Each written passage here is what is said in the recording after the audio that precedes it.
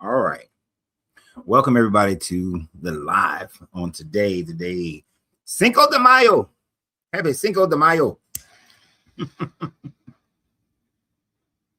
mm-hmm.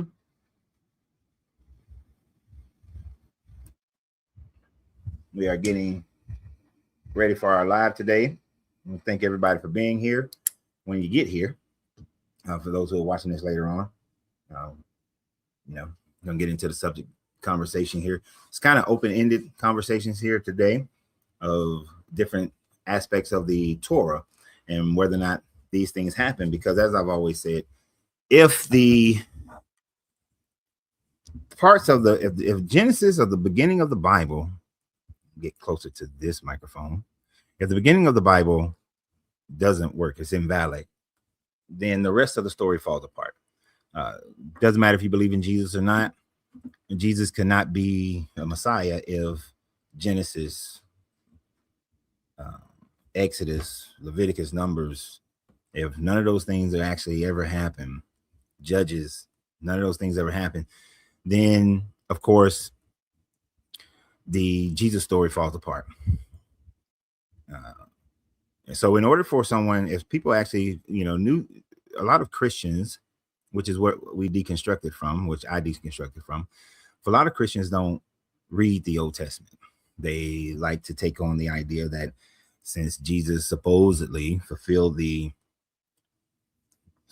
promises, hello, hey, Akush, since Jesus supposedly fulfilled the Bible, fulfilled the messianic mission, which he did not, then Jesus is, they don't have to pay attention to the law, to the Old Testament. So many Christians don't read the Old Testament. Yeah, I had a lot of business things happening, so I wasn't doing lives for about a month or so. So now we're back doing lives. The lives are not going to be scheduled as I normally would like to schedule them, because the different things I'm doing in business right now, they can happen at any time. So lives just going to be during the week when I can do them. So today's like, in the past I would do a live at 11 a.m. Central Standard Time, but today I couldn't even get started until 1:20 Central Standard Time. So we are going to have a discussion here for a few hours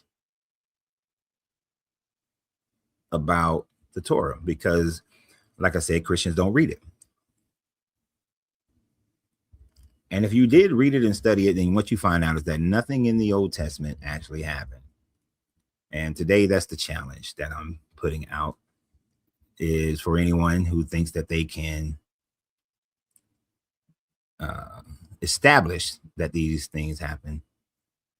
I want them to be able to do so. Let me put the link up for people to come on the show on YouTube and Facebook. I'll put that up periodically. We're streaming on Facebook and YouTube here. I am going to have a conversation, a meeting with a guy on Friday, and hopefully I'll be able to have everything on one platform, so that instead of using one streaming platform. But we'll see how that goes. We're going to start out the day with some stupidity. What's up, brother?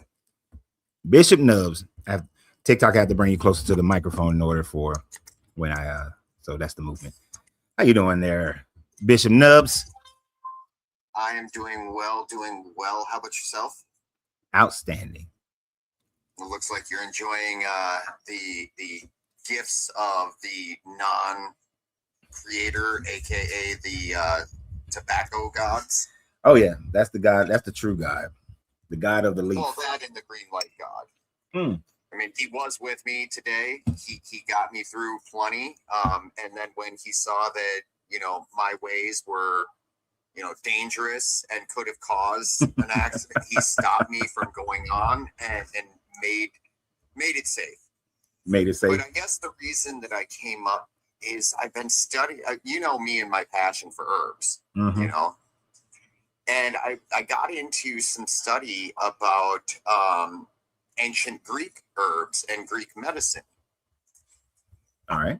And I found Jesus, sir. Really? Explain. Yes, I will explain. So I cannot explain to the fullest because I'm getting the look, because I'm not able to say a word. But I found Jesus is in an anointing. Mm-hmm. And now, you know how you have the Christos and the Antichristos? Well, one of it is a snake venom, and the other one is the antidote for the snake venom. And if you're looking for what I'm talking about, do you remember the story of Ananias and Sapphira? Vaguely, but I think I know where you're going. But go ahead. Yeah, they were unalived for not giving up all of their money. Mm-hmm. And Paul was like, we have all these initiates. Everybody take this little thing, and then let's have the truth telling. And when they didn't tell the truth, then he forgot to give them the Antichrist, or the Christ. Uh-huh. He just gave them the Antichrist at the beginning. And I'm still studying, so I don't know for sure.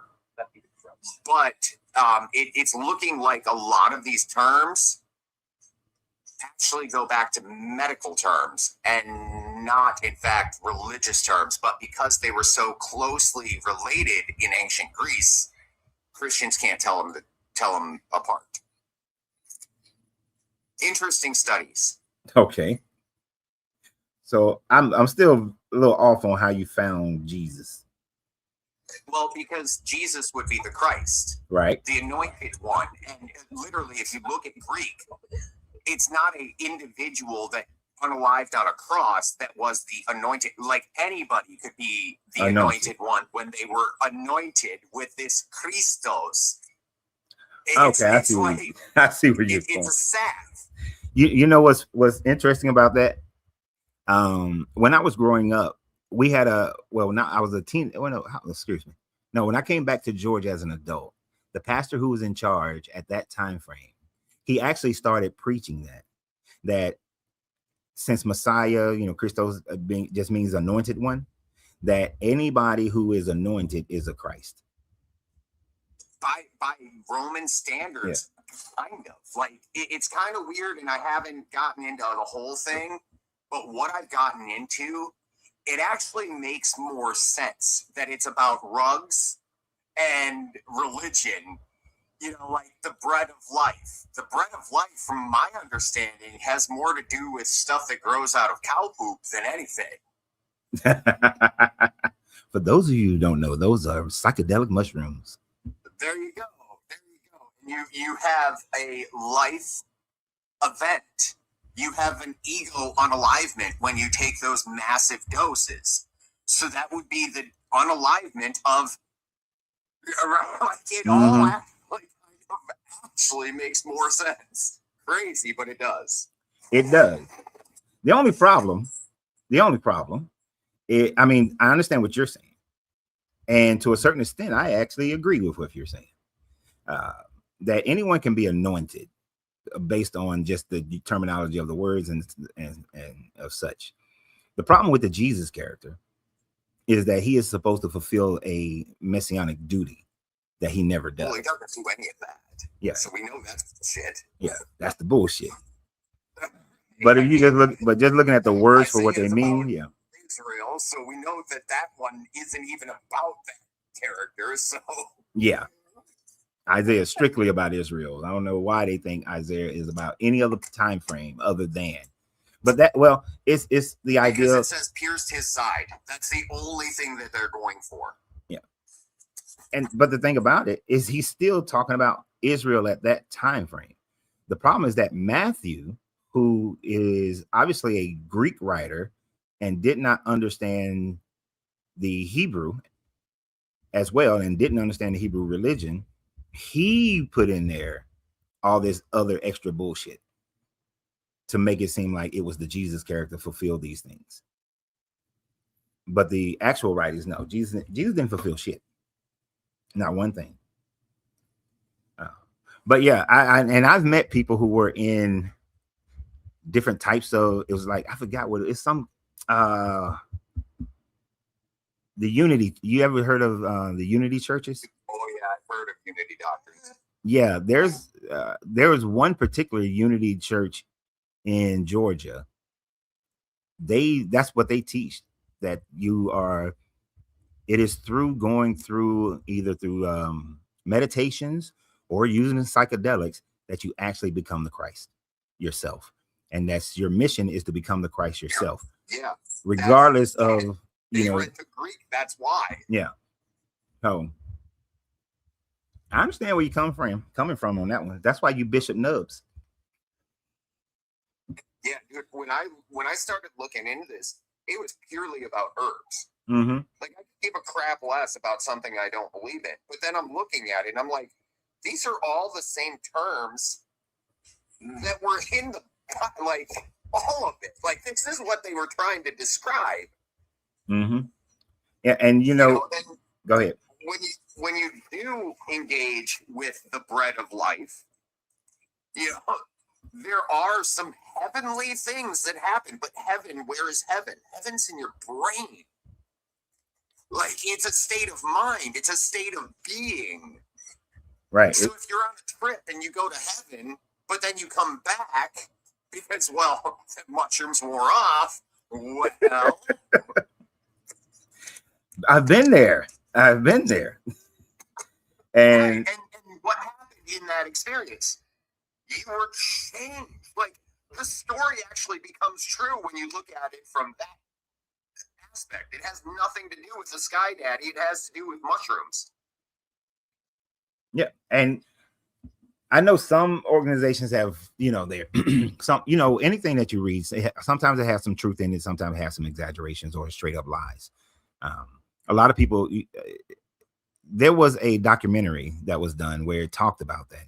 I know Zeitgeist talked a little bit about it, but there was another one that talked about that many of these teachings and thought processes and icons are simply people having access to, like, the animal scatter mushroom, things of that nature, accessing that DMT.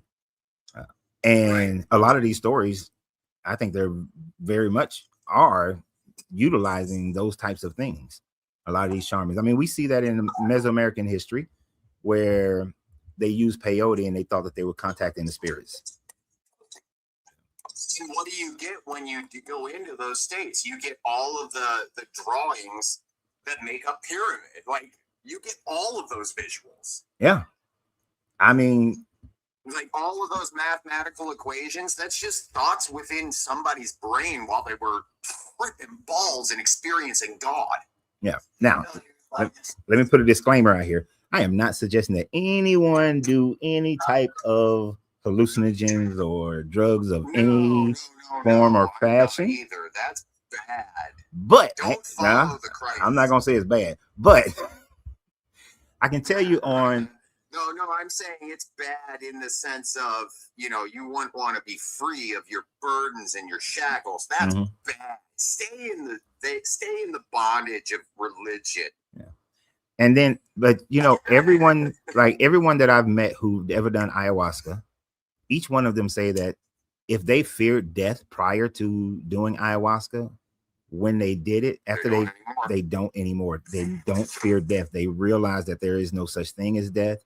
That is just energy transmuting from one form to another form, and they cease their fear of death, which makes their life tremendously better. Which reminds me of how, like the Jesus character says, let the dead bury the dead. In a sense, that is, let dead people bury dead people. But if you're truly alive, then stay with the people who are alive. So for those people who fear death, those are the dead people. Right. Yep. And Prince had a song that people didn't pay attention to. It's on his CD, Age of Innocence, where he talks about having dreams outside his head. Right. And he said that most people are born dead, but he was born alive. And I love that song when he talks about that, because it's like he's on a trip when he wrote that damn song. I think that correlates with Purple Rain very, very, very, very much so, because purple, like that purple, the burning purple, purple rain, like these are all references from ancient Greece. And it's about that journey. It's about that trip. And if you listen to Purple Rain, that's what he's talking about. He's talking about going on a trip on his favorite rocket ship. I'm trying to remember the name of the Prince song I just mentioned because I know somebody just asked what it was. The album is Age of Innocence. Let me see. Hold on. I know what you're talking about. I've heard the song. Oh, Way Home. The song is called Way Home. I think it's Way Home. That like makes a lot of sense. Yeah. Yeah. Super. Because where is home, man? Like right. The experience, our world here in this realm, is it really real, or is the astral world when we sleep? Is that the real world? I think they're all the real world. Right. It's just, can you transition from one world to the next world? That's the big question. Right. And can you bring things back and forth? Probably not. Other than mind. Because what is mind but media? Yeah. Right. Probably not. Probably not. If I was doing lives back, there was a time frame where if I was doing lives, I was all about the metaphysical. It was like I've been seriously talking about metaphysical stuff from front to back and all its connections. But the only thing that is questionable is the fact that we have absolutely no idea what that true state of being is after we die. We have no idea. In there, I've done that. I always came back here every time. Mm-hmm. Anytime that I unalived as a small child, I woke right back up. What? So Christians, unalivement is not a scary process. Mm-mm. You don't go to Jeebus. You don't go to hell. You come back. In my personal firsthand experience, you wake back up when you die. I don't think that's necessarily how it always works. I think it was maybe like some medical intervention for me, a little bit of shocking. It is what it is. It made me nubs. Right. But anyways, I just wanted to bring you that little bit of information. And as I get more information about the blessed trip of Christ and the bread of life, I will continue. But I will say that there's something oddly specific about ancient rites of the Romans, mm-hmm. and specifically Matthew 14 and the garden scenario where, there's that scantily dressed child or the lay stace. We'll have to get into that. That's not part of the subject matter today, sir. We'll get into that one of these days. That'll be fun. Jesus in the woods with a naked boy. We'll talk about that on a different day. Right. My final thought on that is check out, and I don't fully advocate, but I do have an understanding. There's a guy by the name of Amon Hillman. Check out he's kind of one of those smart people where you're like, huh. And I got into Amon because of his botany and biology, not because of what he says about the Christian church. It just happens to fit. Okay. I'll have to look it up. Yeah. Much love, brother. All right. Much love to you. Bishop Nubs, everyone. Bishop Nubs. Earthworms to those that deserve it. Green lights to those that deserve them. Much love.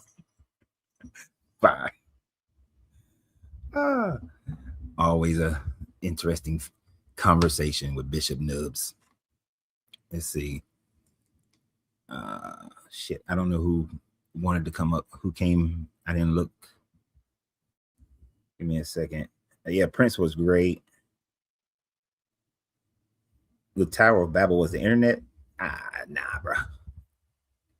Unless you're looking at it from the perspective of the Anunnaki story, then you would say that the Tower of Babel is some type of communication device. So therefore, you can say that it was the internet based on the Anunnaki version of that story. I think this propagates where this person should have been the first person. For those who are just joining in, yeah, I haven't been live for a minute. I have some business opportunities, still may have some other ones. So my lives are going to be sporadic. They're not going to be all at the on a schedule like they were before. Roddy. Am I pronouncing it right? Roddy? Hello, Roddy. Roddy? Roddy? You there?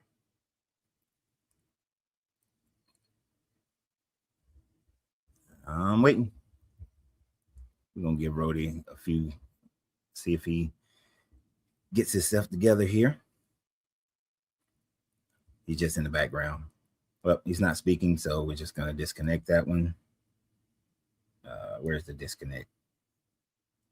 It's been a minute, so I got to remember how to do some of this stuff.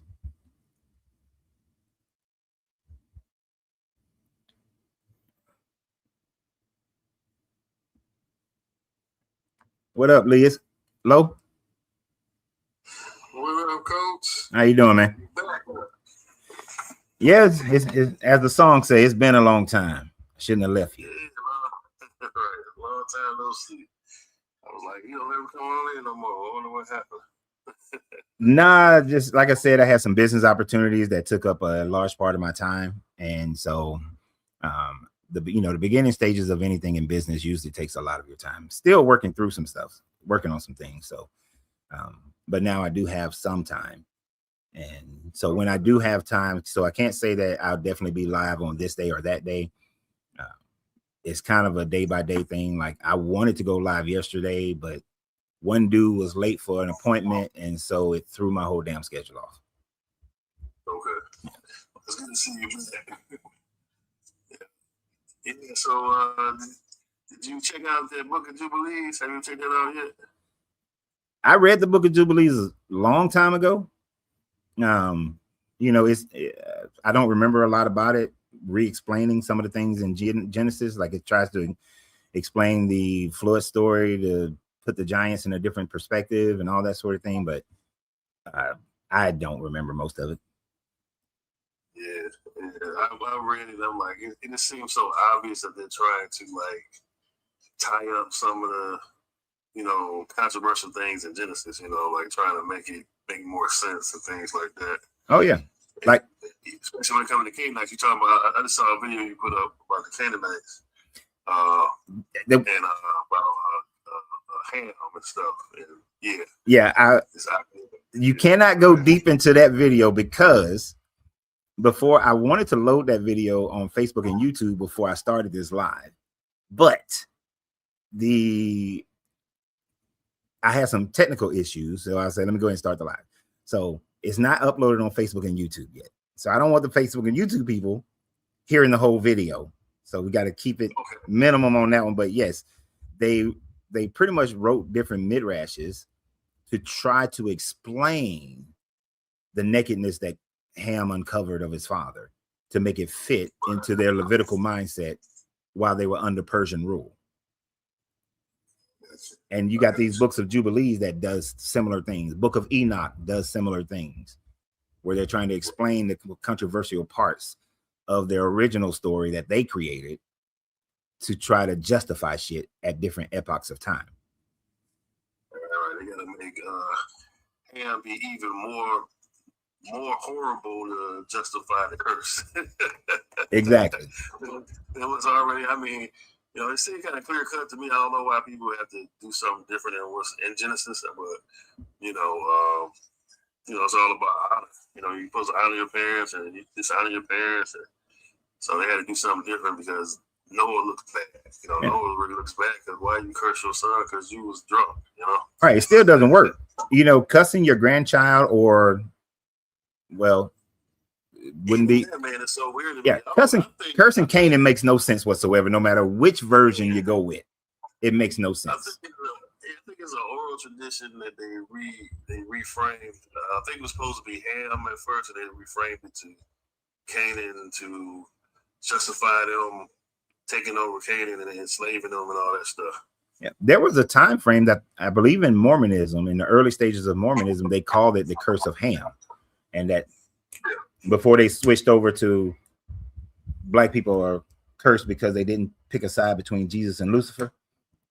But it was either after that thought process or before, but I think it was before that process where they used to call it the curse of Ham, and saying that that's why black people had to be enslaved and so on, and that's why they can't go to heaven unless they go to heaven as a slave to the couple that's now going to be deified as a god. But that has been used so many different ways in order to promote racism, and even in their time frame, they're using it to promote ethnocentrism, which is equal to racism against the Canaanite people. Yeah, I agree. But you know what's funny? The Canaanites never became slaves. Never? Not well. Let me rephrase. They've never became slaves to the Israelites. We can't find any evidence of history where Canaanite people became slaves of the children of Japheth or Shem.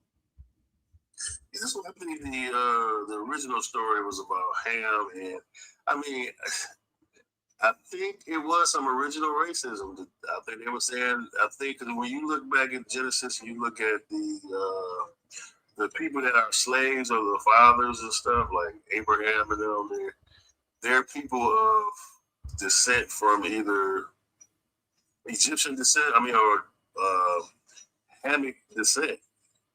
So I'm thinking there was some racial stuff back then too, like the darker people, we enslaved them, but we gonna be cool with each other.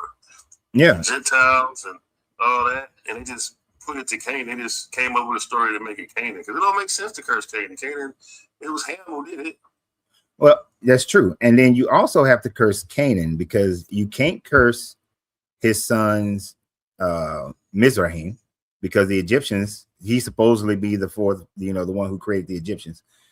Well, the Israelites certainly never enslaved the Egyptians. They never conquered that territory, and so they never enslaved them. The son that becomes the North Africans, a part of the North African, they never enslaved them, nor did Ethiopia, the Cush, the Cush community. Cush, Put, and Mizraim, right? Mizraim, yeah. It's Cush, Put, Mizraim, and Canaan. And the only ones, like the Israelites, were under the Egyptian control, which would be a hockey assist of being under the Cushite control. They really didn't deal with the people of Put. And then so the only ones you got left is the Canaanites, who were right there in the Levant. So they can't, and they were their main adversary at the time frame. The other Semitic groups who were in that region, they were their main adversary. But here's the funny part. The son, Shem's children, the children of Shem were never originally in the Levant. They were in Iraq, Iran, northern Turkey. They are the ones who become the Hittites, the Assyrians, the Amorites, the Moabites, all of them people. So it's like those people actually wind up enslaving the Israelites, or conquering the Israelites, not the children of Canaan. I mean, children of Ham. It's the children of Shem who enslaves the other children of Shem. Right. Well, you would say at some point, Israel had to conquer the Canaanites to have a nation. They had the Israel nation that, from when you look at the parameters of their nation. So if the Canaanites were there first, then they would have had to have conquered them at some point. And I'm thinking that whole story is like a justification for them. And if you read the Book of Jubilees, that area supposedly was supposed to go to Shem's people first. So that's right. I remember that part. It was supposed to go to Shem's people, but the Canaanites came in and settled in there anyway and kicked them out. And then that's why they ended up in Chaldea. And then they come back under Abraham. So you're saying they had to conquer the Canaanites? Not necessarily. The Bronze Age, so Egypt controlled that entire region during the whole time frame that Moses supposedly existed, right? During the whole time frame of Joshua, Egypt was in control of that region. The Bronze Age collapse happens around 1000 BCE. Egypt is kicked out of there, but the sea people don't come in and occupy the Levant. So now that you have this offshoot of people called Israelites, who were just a roaming nomadic people group, and you did have Canaanites who were in the Levant as well, now it becomes this wild west of seizing control of areas. Kind of like how in the Americas, colonization was going on between the Spanish, the French, and the British, right? Yeah. And they were just taking land from they just taking land. You got the Louisiana area by the French, you had Florida by the Spanish, the West Coast by Mexico and the Spanish, and you had the British taking their 13 colonies, and then they just started expanding. And of course, they had wars and skirmishes, but they also had purchases and agreements. So what we don't know is how everything was happening between 1000 BCE up until around 790 BCE, when you actually get a kingdom established, right? So Yeah, because we don't video of some guy did. I think I said it to you before, where he was saying that Israel is actually what's the word I'm looking for? A confederacy of the Canaanite groups that became a nation. Yeah. You know what I'm saying? That they were actually Canaanites themselves. Yes. And they just came up with this story or whatever to separate themselves, to make them into one people. Yeah. They basically, that's pretty much how it happens. So you have a offshoot of Canaanite people who left the coastal land of the Levant, moved into the hill country. They were nomadic people. Once the Egyptians were gone, they tried to establish, they kind of came together with other nomadic people and created some type of, like you said, confederacy in that 1900, maybe in the 800s BCE time frame. And then as they got bigger and stronger, they create Israel, and so they had to create their own stories of their origin and of their creation and give them authority. So they took the Yahweh God and elevated him beyond Baal, where they gave him likenesses of Baal, elevated him beyond Baal, so that they can distinguish themselves with a different version of their God. And then later on, smash them together with El as well, to make themselves feel like they have some authority to do what they're doing. Yeah, and that might explain the whole concept of the 12 tribes. It might just be actual different groups that came together rather than peoples that descend from the same from Jacob.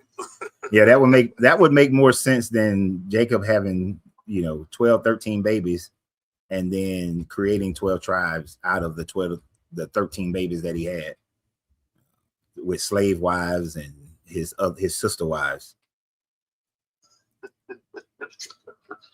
Yeah, man.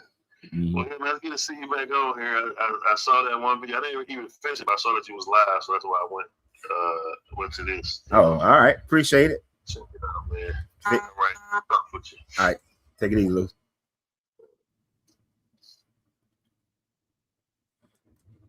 All right. I urge you to stop spreading misinformation in these end times. Wait a minute. Let me say it right. Hold on. I got to say this comment the right way. So this is how this comment sounds to me. I urge you. I can't get it. I urge you to stop spreading misinformation. In the end times, judgment is, I can't get the voice right. I had it last night messing with my wife. I can't even do it. Anyway, I urge you to stop spreading misinformation. In the end times, judgment is upon these nations. There is no judgment. There is no end times. Y'all been preaching end times since the beginning of time.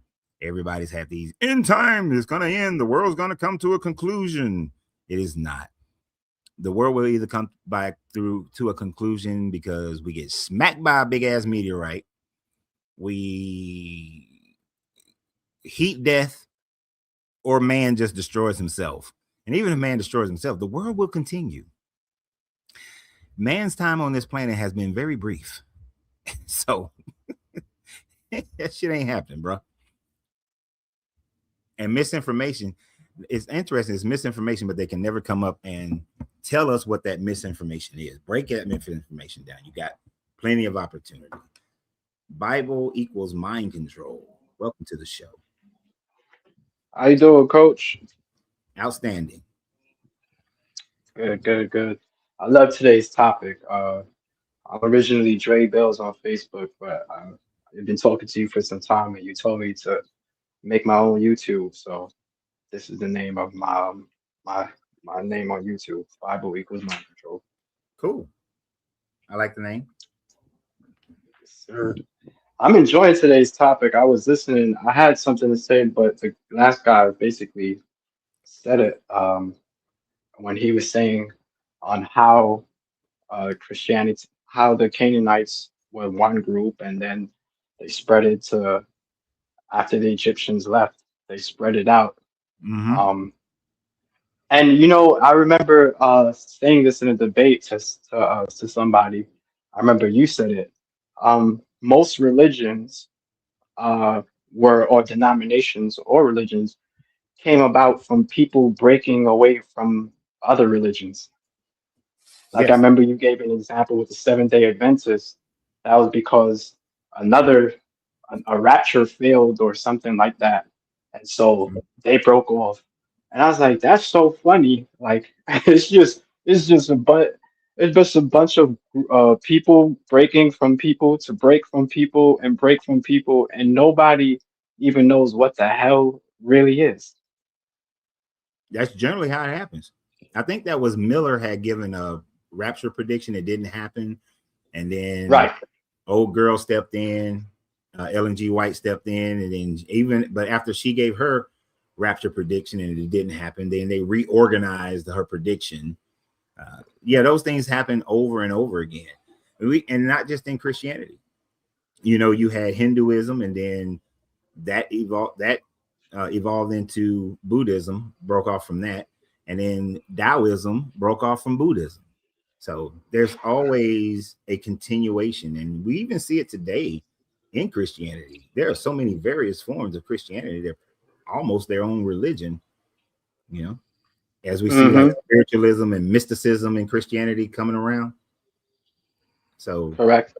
It'll be something different. You got variations in Islam, between the Shiites and Sunnis and all that bullshit. So I had an ultimate what I think to believe an ultimate solution to either help the atheists and the other people who doubt God like us, either to wake us up or to wake them up. But through this experiment, somebody is going to be woken up. Hear me out. Hear how it goes. All right. It's a plan where we have an invite for let's say an hour, one day in the year for an hour, no matter what denomination you are, no matter what religion you are, no matter who you pray or what you pray to. The point and the goal is to pray for world peace. We're not talking about conquering no land. We're not talking about giving back no money. We're not talking about nothing like that. We just, whatever the meaning of world peace is in your language, we want you to understand that that's all we're praying for an hour. So my logic says, if we got all of the thesis, so it didn't matter what God you was praying to, but everybody was praying for that world peace. And world peace was supposed to happen. Hey, us thesis got to be like, hey, we don't know which one it was because all of them was doing it, but something happened, and so we got to start believing into something. We got to conclude what it is. If nothing happens, then it's time that they wake up to realize it don't matter who or what you're praying to. It's not going to happen until we decide to do it. We got to protect ourselves. No gods are going to protect us. Okay. I'm with you. It ain't gonna happen. But So, I so I mean, was looking at the reality of trying to make it happen, and the only way I could really do that is by influencing mega churches or mega YouTube influencers to try to come up with this day or whatever. And the more, I'm sure within like 5 years of it happening, I might get at least a million and change involved. yeah, that would be a big blow, really, because world peace would not happen because you would have to get every major political person in the world to also participate in this for it to happen. Right? Not that you can't get it done, that you can't get millions of people to pray for world peace at the same time of different religions. I 100% agree that you can get that done. And it Right. can, The way social media is, it's definitely easy to get that part. But what's the other part you're saying that's hard? well, devil's advocate, right? Mhm. Without the world leaders participating in such an event and then acting upon it, then we still not going to have world peace. Won't happen because the different leaders of different nations still have their nation, their nationalism is of their interest, right? So are they really going to pull back out of the countries that they're invading? Or they're really going to stop fighting other countries or believing that For an they hour, deserve? Huh? if for an hour, if you, I mean, the only person I think that would naturally oppose to this would be Trump. But everybody else, if you can't just stop ceasefire for an hour, because as a world we're trying to just accomplish an hour of world peace, at least like an Oh, hour you of world peace. you talking about just 1 hour.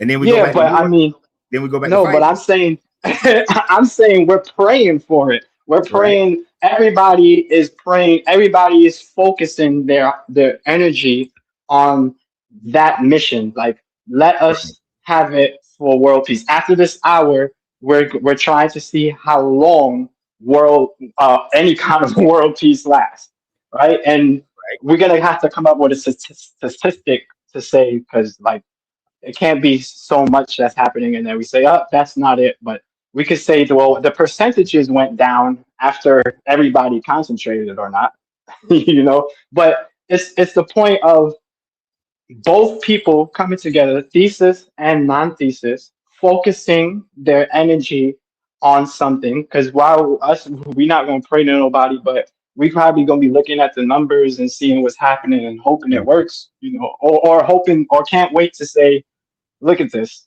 Nothing worked. Are y'all ready to join the dark side? You know, whatever happens. yeah, but what is the definition of world peace? Is that also no crime is happening? Nobody is beating their wives or wives beating their husbands.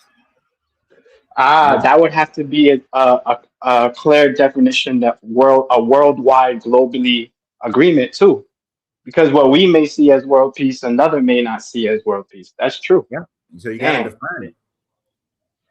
All right, I thought I had a plan. You made me see I have to go back to the drawing board. And then when you got religions like Christianity and Islam and Judaism, so the Abrahamic religions, praying for world peace is antithesis or some shit, some word like that.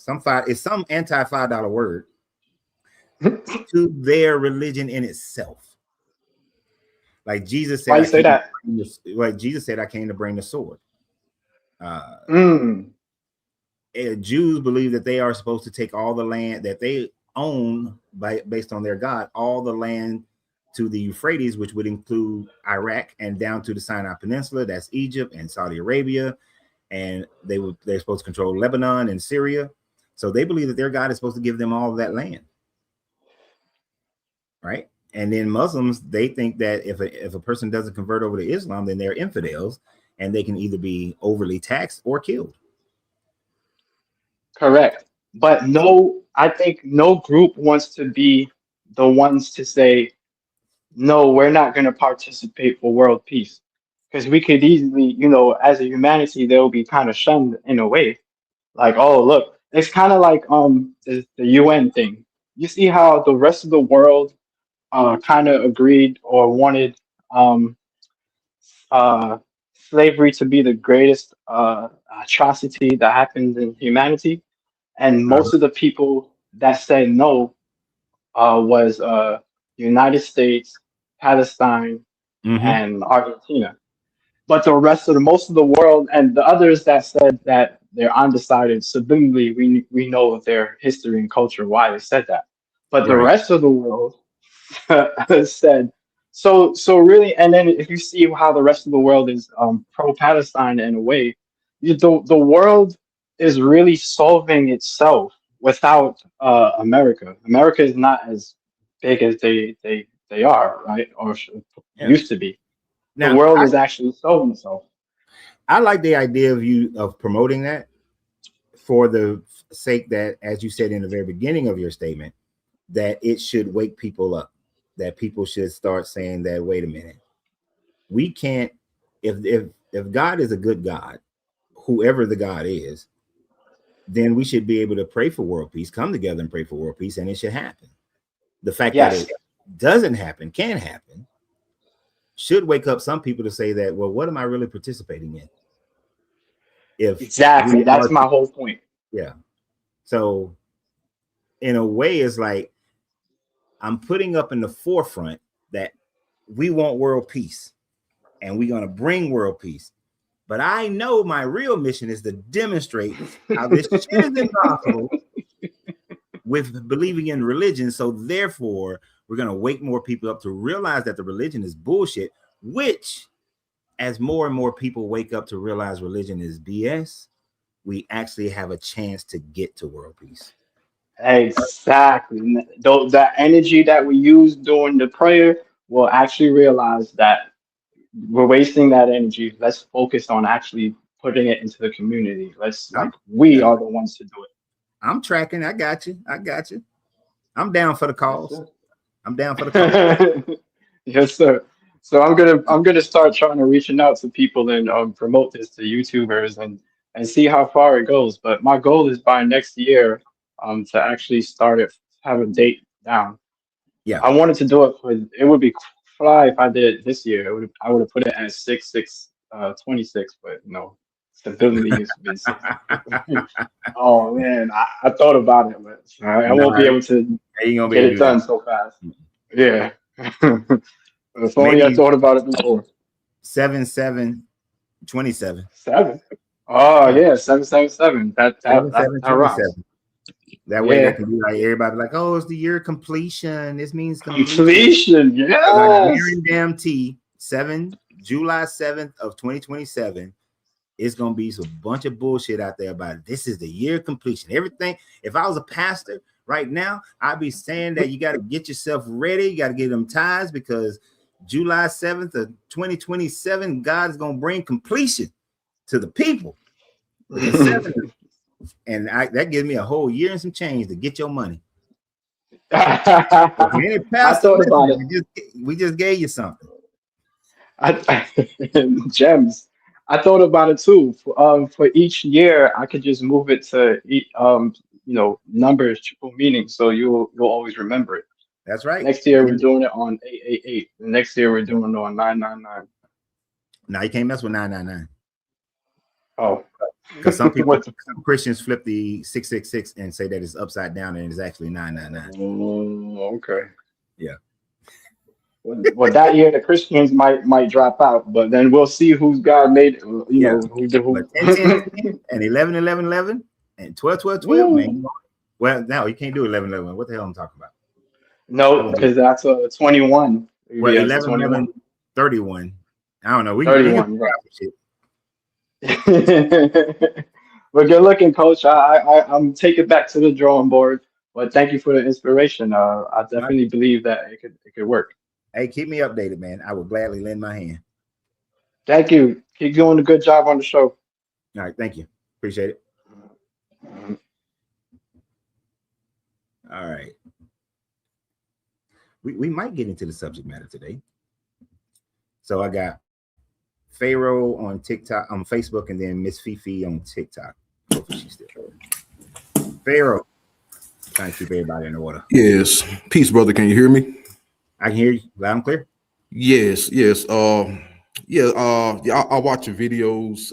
Yeah, and I like your content on Thank you. Christianity.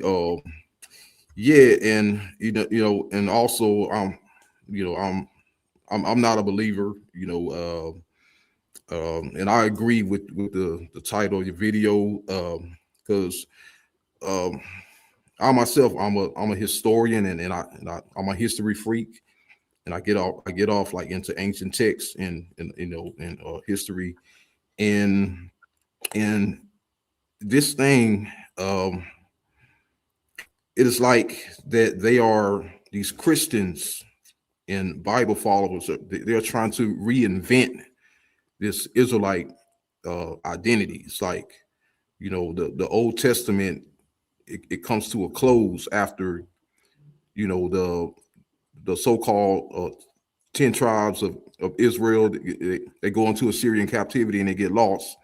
Right. And, and we hear nothing about them from ancient historians, like Herodotus, who was writing during that time. He says nothing about these Israelites. But it's like all of a sudden, in modern times, when after the printed press comes out and the English language starts become the dominant language for writing history, all of a sudden, they're making up these stories and making everybody, Israelites, like, and it's like, I'm like, hey, you can't do that, because you're skipping over 1,000 years of history, and trying to reinvent a story, and they making up lies to do this. And and concerning the title, like, when we deal with the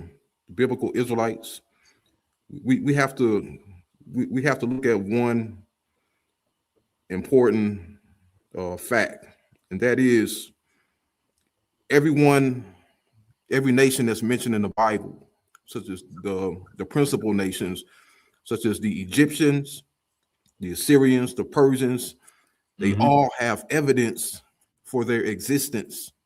Yeah. We see nothing for these Israelites or the kings of Israel. It's like, if you want to convince me that these people were real, show me the city of Israel with the inscriptions of David, the inscriptions of Solomon. Where's the city of Israel? We can go to the Egyptians. They have their own inscriptions. Lots of them. They have statues of their kings. Statues of their gods. Go to Assyria.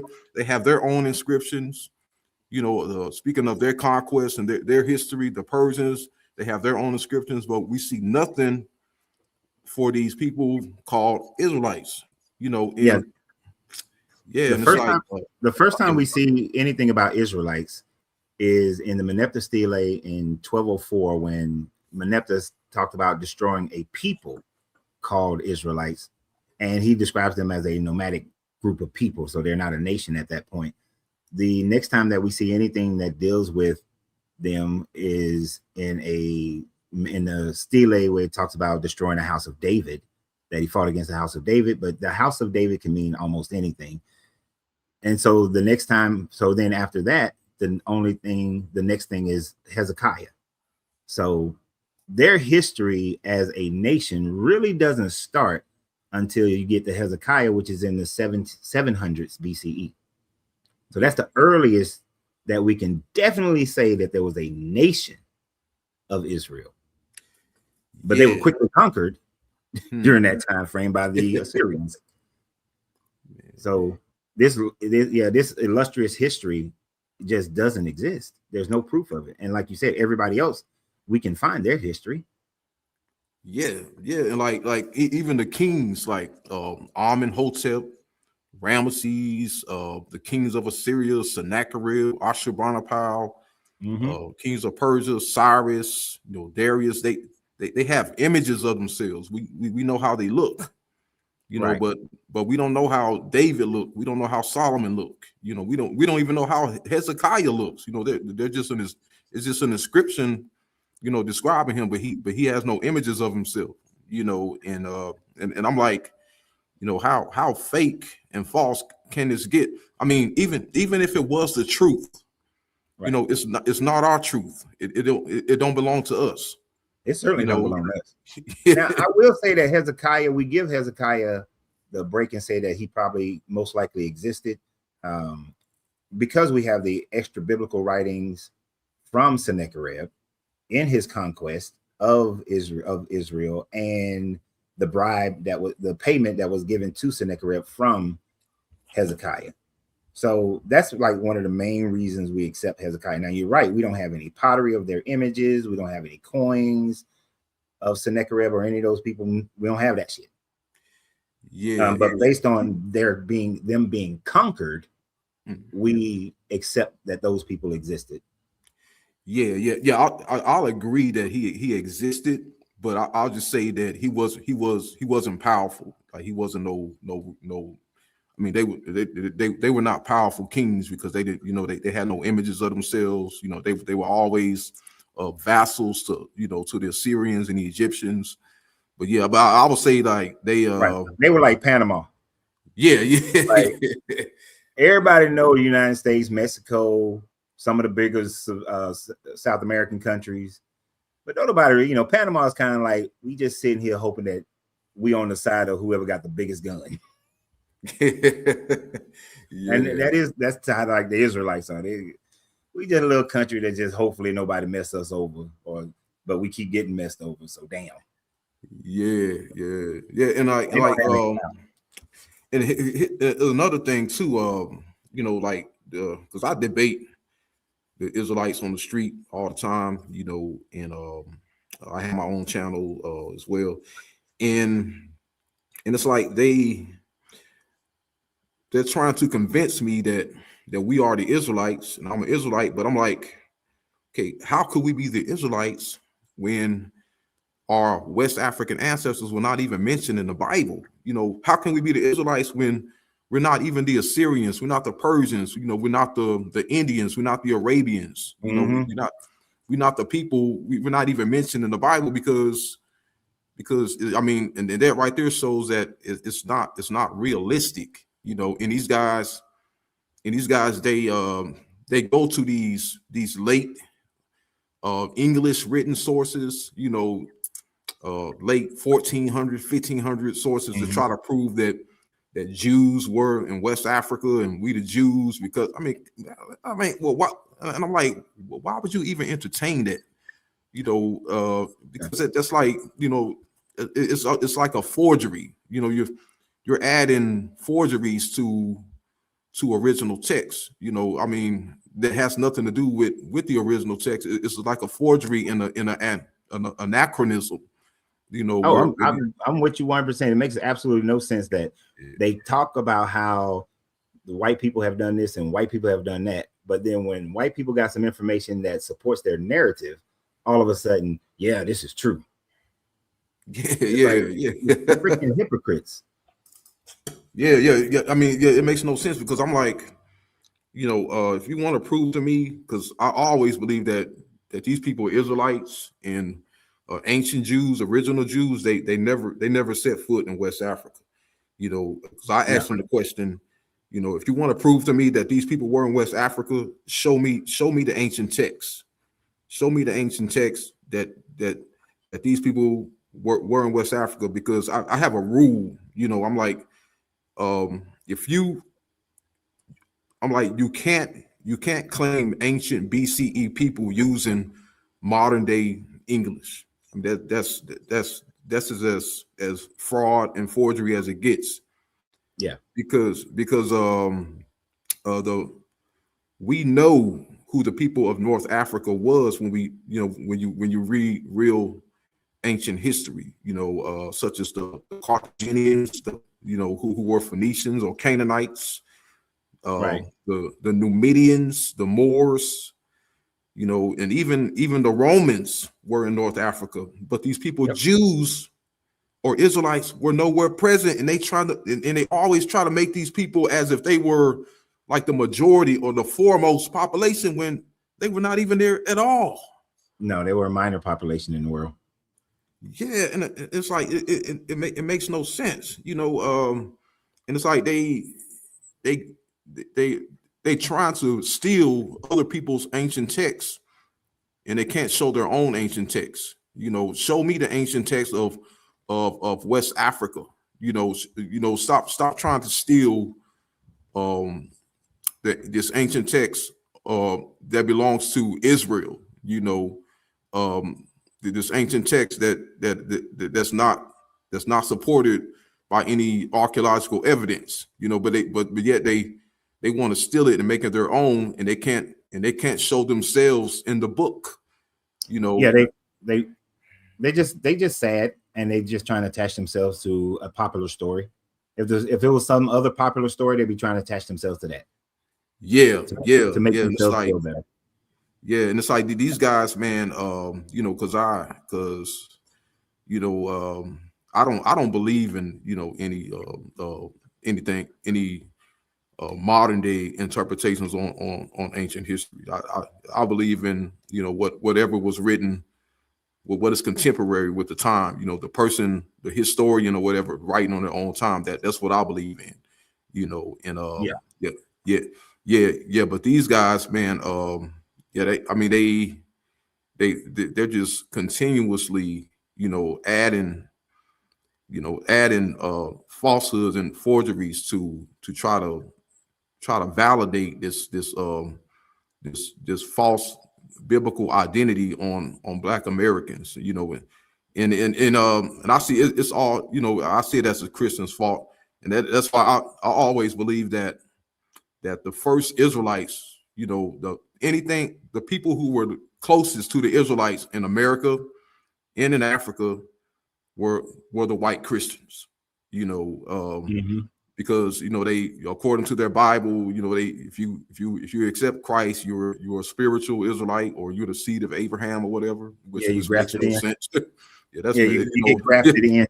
Yeah, I mean, because you know, how can Jesus' identity and bloodline be your bloodline? You know, that makes no sense. You know, but I see it as that these people, it all started with the Bible. You know, these people, they were the closest thing to the Israelites, and it trips me out when Black Americans try to identify the slaves in the Atlantic slave trade with the slaves in the book of Exodus, you know, and but you can't do that because that doesn't belong to us. That it already came to pass according to the Bible, and you know, and that's why, and I see that, you know, that's why a lot of Black Americans identify with the Israelites, because they try to connect our slavery to the Israelite slavery in the book of Exodus, you know. But that's a way for them to justify it, so they can justify this transatlantic slave trade by using Exodus and Deuteronomy 28, so that they can feel like what was done was God approved, and they can still hold on to this religion that they were indoctrinated to in an early age, but they put their own, kind of like when we was talking, me and the guy before was talking about how religions spurn off from other religions. So when you had the Great Day of Disappointment, you had all these different other versions of Christianity spurn off. So encapsulating the transatlantic slave trade with the Bible allows them to create this separate religion and then justify their actions of maintaining that religion and whatever theology they come up with, you know, within it. Yeah, but it's a bunch of bullshit. Yeah, definitely. Yeah, I definitely agree with that. Yeah, and they're like, what they don't realize is, you know, that belief is unrealistic. You know, trying to connect the slaves of the Atlantic slave trade with the Exodus. You know, but the realistic and the historical reality is that the people who had us enslaved, they were Bible followers, they were Christians. Yep. Yeah, they followed the God of Israel, you know, and they saw themselves as the descendants of the Israelites. You know, They even try to say that, you know, they were going to make America the new Israel. So it's like it's like it was the historical reality shows that it was the other way around. You know, the people who enslaved us, they were closer to the biblical Israelites. You know, but the slaves, you know, the slaves were nothing about the slaves was Israelite or biblical, you know. No, it's not. Yeah, and it's like, you know, and they try to act like, you know, that the white Europeans or the slave master, the white man was Pharaoh, and you know, when these white people, these white Christians worship Egyptian gods, you know, and the white man was Pharaoh, and it's all it's all fake and unrealistic, you know. It's like, hold up, man, the people who enslaved us had the same, they were the same as the Israelites who were enslaved in Egypt. The people who were enslaving us, they followed Right. the same God as the Israelites. So it's like, how can you say that? You know, you can't connect us with the Israelites. No, you can't. But you have to connect the slave masters and the enslavers with the Israelites, because they were the sole, you know, Bible followers and followers of Abraham, of the Abrahamic faith. You know, the same with the Muslims. The Muslims, they also, you know, they're of the Abrahamic faith, and they were enslaving Africans and on the African continent as well. So it's like, how are you trying to, you know, take that identity away from them and place it on us? You know. Yeah. That's their delusion. But let me let some more people get up here. Oh yeah. But I appreciate yeah. I'm trying to keep, you know, when I got multiple people trying to come up, you know, I try to keep the conversations about 20 minutes apiece. Indeed. Yeah, I mean, you're absolutely right. It's just a delusion that they create for themselves, you know, in this belief. Yeah. Right. Well, it was a pleasure talking to you, brother, and you have a nice day. All right, appreciate you. You have a great one too. All right, peace. Don't leave. Stay in the comments. Stay in the comments. All right, let's see. Miss Fifi is coming up. Oh shit. Oh, quite a few people not hit YouTube, TikTok. I mean, so. Oh shit. Hey, Miss. Is that how you greet me? Hey, Miss Fifi, how you doing? No, I was saying, oh shit, because I didn't see. Nice to see you. It's nice to see you too. I did try to find you on YouTube, but I failed, and I said, "Oh my goodness, look who's on TikTok." And so, anyway, I had to come up. Yeah. The gentleman before me, he probably described everything that I was doing. They got me with the Adam and Eve. Adam. Yes. Isn't it is real. And the thing about it is, it can be reproduced. Can you reproduce that one more time so I can see the man, you know, getting a rib and, you know, developing a female? Oh my goodness. That's so misogyny. Oh, it definitely is. And I mean, with CRISPRs, we may be able to do something like that one day, to be able to CRISPRs is the ability to redesign DNA so that you can make a person be how you want them to be, you know, in the eye color, skin tone, hair, all that sort of thing. So it's just designer DNA. But what you won't be able to do is to create a whole new person from scratch like that. Of course. Yeah, it's still gonna fail. You got to get some DNA from somewhere. Exactly. And we know that parthenogenesis doesn't happen within human beings, so that's not going to happen. You do have one instance of chimera happening, which is where you still have the father sperm, mother egg, but then some extra mother egg, another mother egg goes into the zygote and creates more of the mother. But there's only one documented case of that. But isn't it interesting how this God creates Adam out of the dirt, but when he wants to create Eve, he don't repeat his process of creating Eve out of the dirt, but has to create her out of the man's rib. Mm-hmm. If your first method worked, why not do your second? Why not continue with the first method? Why you gotta try to do something different? Unless you want to make women be submissive to men. Mm-hmm. Well, that's the gist of it. Mm-hmm. And of course, the story could not have happened because the Adam and Eve story would have happened in 4004 BCE. No, We've been around longer than that. I think so. Yes, we have too much evidence to show that other civilizations and human beings, and even if we just specifically talk about Homo sapiens, have been around longer than 6,000 years. Mm-hmm. So the whole story is just a bunch of nonsense. I know. I've deconstructed so much in the last 6 months. I can't believe it. It's kind of hard to read my Bible without thinking, this is a fairy tale. This never happened, don't you? Yeah, I can't read it and not see it as a fairy tale or created history. That's the only way. Yeah, beyond that, it's like reading the Twilight Saga or reading a play from Shakespeare. Might have some historical things in it, like a city or a certain person, but the overwhelming majority of it just came out of the mind of William Shakespeare. That's it. There's no truth to it, So, and I wasn't greeting you saying shit. I was saying, oh shit. I didn't realize how many people had requested up on TikTok.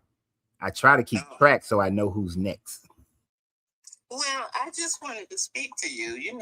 I've deconstructed. What is it to say? Yeah.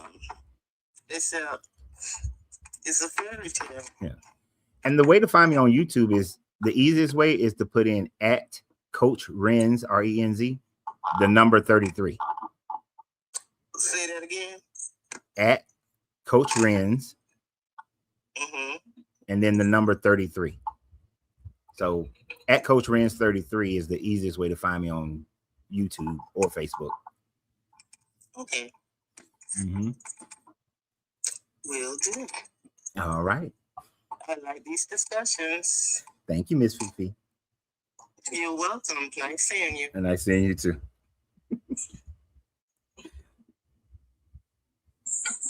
I would never be disrespectful to Miss Fifi. That wouldn't happen. I don't know. I know one person who was behind Miss Fifi. The other group, I don't know. So I'm gonna try to do this as best I can. How do I say your name? Jumanji? Yeah. Okay. Jumanji. What's going on, man? I'm seeing you in a minute, man. I was like, damn, this dude got banned off YouTube. I'm like, man, somebody reported him.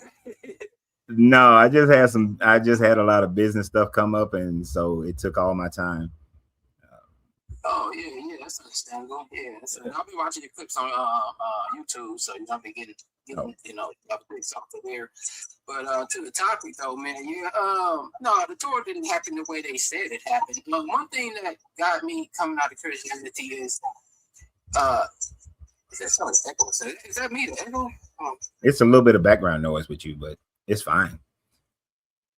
It's not bothering me. Okay. All right, so yeah, it was basically, God's supposed to be this universal God, but it's like reading Genesis, man. It's like, okay, he deals with the nations in like the first 10 chapters before he wipes them out in the flood, and then after Abraham, it's like he doesn't deal with anything else anymore. It's like he's stuck to this one place. Yeah. So it's like, it's like, okay, what it sounds like is these people who wrote this story, they wrote it to put themselves into every event that happened in the past, to tell their children that we've been here, we connected the Moses, the first human. And then you want to put, all your people was connected to the powers that be. It's like always Joseph and them, they were connected to the Pharaoh. It's right. Like, come on, man, y'all rule with the Pharaoh? Really? And then, even Moses, like, look at the name, like Moses, they redefined what that meant. Most likely, that name had a deity in front of, Moses. They wouldn't have a deity. They took that deity thing out completely and just said Moses. When you think of Ramses, that's that's the son of Ra. All these other names had a deity in front. So they took it out and they redefined it like, oh, we named him that because he was drawn out of. No, the Egyptians called their powerful people Moses with the deity in front to dignify or signify, the son of. But yeah, that's all I see, man. These Torah stories are basically people telling something long time after to their children that we were connected to history, and they're gonna retell it. No, I agree with you 100% with that. And I mean, that's all they're doing. It's kind of like, how like people want to look at their ancestry, and especially black people, they kill me with this one. Like, everybody wants to be a descendant of a king or a prince or a queen or some shit like that. My ancestor was probably a farmer. Probably wasn't doing nothing major in society, but everybody wants to think grander of themselves, and that's exactly how this whole Israelite story is told, to make themselves seem grand. So I agree with you 100% on that one. And you're right about most of the Egyptian pharaoh names are like, you have Thutmose. I don't know what Thutmose means, but I would probably wager that it does have some type of deification to it. So you're absolutely right in that. And then they steal that part of that story is stolen from. They would have known about Emperor Sargon and how he came into power, and so they said, well, we're going to use some of Sargon's power, since he was considered the first emperor and a great emperor over the Akkadians. So yeah, I can see that's how most of this story is borrowed from other people, but implementing themselves to make themselves feel greater. I agree with you 100%, Jamaji. Yeah, thanks, man. Yes, that's true facts, man. But I'm gonna drop down, man. But good talking to you, sir. Good talking to you too. I appreciate you.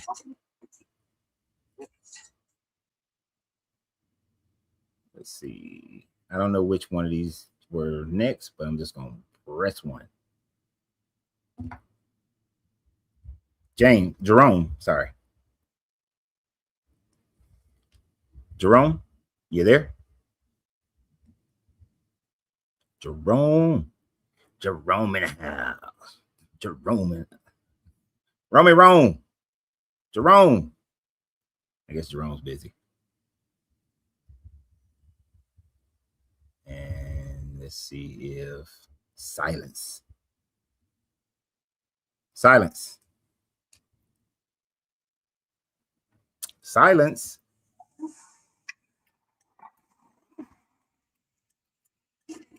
No, I didn't send no request. I'm sorry. Oh, that was accident. Oh, cool. I was Okay. just listening. All right, no problem. Silence was driving too. Be safe. Well, I'm glad he wasn't trying to come up. Got to be safe when we drive. Oh shit! You know what? It is Cinco de Mayo, right? It's Cinco de Mayo. I think I need to do a little Cinco de Mayan. Cinco de Mayo. I know y'all can't see the glass. Started a new company called Gold Dragon Cigar Club. One of the things I was working on. Got to put my metal frozen ball in there. From Cinco de Mayo. Air out. I'm sure Cinco de Mayo here in San Antonio is going to be big. Let's get a little bit of the Devil's River bourbon to go with my Cinco de Mayo. Yeah. Get that pour in there. Little Devil's River bourbon. You ever in San Antonio? You want to get you some of this Devil's agave bourbon? Happy Cinco de Mayo. And here's the funny thing about Cinco de Mayo. It's a made-up holiday based on not a rebellion, but it wasn't the Independence Day of Mexico. If memory serves me, it was a last-ditch effort against the Spanish, where people held up and fought well against the Spanish, but they was ultimately destroyed, kind of like Masada in Israel. And so when it was a regional holiday, but when the beer company, what's the beer company for Cinco de Mayo? Corona. When Corona wanted to launch into America, they had difficulties at first.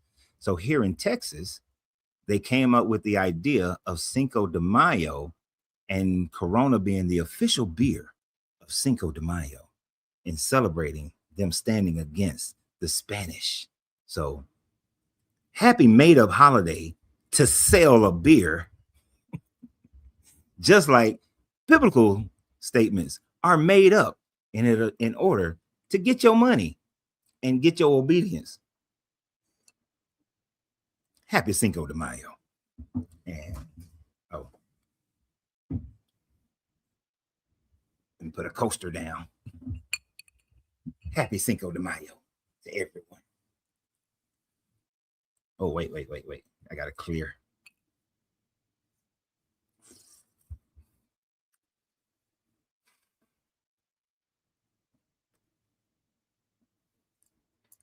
Ooh, that's when the cigar hit right. Either with that, and yes, I got coffee. So, and I will be drinking both. But happy Cinco de Mayo to everyone. To the made-up holiday. Just like these stories of the Torah are made-up stories. Now, I haven't had anybody come up here and challenge those stories, so I invite someone to prove. I know I've seen some people make some statements on YouTube, but nobody has actually wanted to come up and defend their Bible, defend their Old Testament, to showcase how these stories are true. I mean, we have absolutely no proof of an Exodus story ever happening. We have no proof of a Tower of Babel, Noah's flood, Joshua's conquest, David establishing Israel, or Solomon's kingdom. We have none of these. There's no Abraham in history that we can find. They say where Abraham is buried, yet you could excavate that whole region and no one has ever found the body of Abraham. It would be simple too, because what you would be looking for to find Abraham is there would have to be a cave in Machpelah. Abraham is buried there. Sarah is buried there. Jacob is buried there. So is Bilhah. I can't remember if Abraham's third wife is buried there. Let me know if Abraham's third wife is buried there. But between 4 and 5 bodies, if you find a cave that got about 4 or 5 bodies in there, or skeletal remains, or what, then that may possibly be Abraham. So we have no proof of Abraham. We don't have like when we found the treasure trove of information in Nineveh, when Nineveh was discovered, they found a treasure trove of contracts. Over 250,000 tablets were found. And most of those tablets were financial agreements. So, but there's no tablet that shows where Abraham bought some land from, I think he was a Hittite. We ain't got that. We don't have the agreement tablet. We have nothing that shows that Boaz and Ruth ever existed. People love to talk about, you go to churches, especially around the holidays season and during Valentine's, they love to talk about Ruth and Boaz. Love to talk about them then. We ain't got no proof of Ruth and Boaz. None whatsoever. I don't know if this ball clanking is irritating to y'all, so let me know. I'm trying to keep it quiet. But there's no proof of Ruth and Boaz, and that's supposed to be a direct line to Jesus. Supposed to be a direct line to David and a direct line to Jesus, even though it's impossible for it to be a line of Jesus, but it's supposed to be a direct line to David and Solomon. But we don't have it.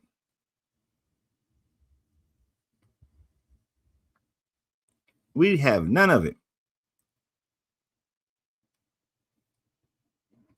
Unconscious conscience says Wait.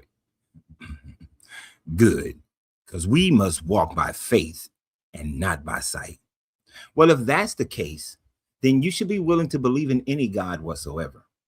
Because if you don't need proof of any God, then or the history of this God or the people that is proclaiming this God, then you should also be willing to believe in Brahma. You don't have proof of Brahma. You just got stories. You should be willing to believe in Allah. You just got stories. You should be willing to believe in Eshu and Mama Wata because you just have stories. You should believe in Odin, otherwise known as Woden, because you just got stories. That's it, just stories. And all of them claim to be creators and or demigods and whatnot. So you should believe in them. You should believe in Zeus and Jupiter, that Zeus defeated his father and defeated the Titans and established humanity on the planet. Zeus is your creator. You believe in the God of the Bible because you was born into that family or in that country. Oh. Thank you, Miss Teresa. So my correction. Cinco de Mayo celebrates the mercy victory over the French. I said Spanish. The French at the Battle of Puebla that supposedly took place May 5th, 1862. Thank you, Teresa. Thank you. I appreciate that. Really, I didn't know the French were ever really in Mexico. I didn't know that, but thank you for got some new information there.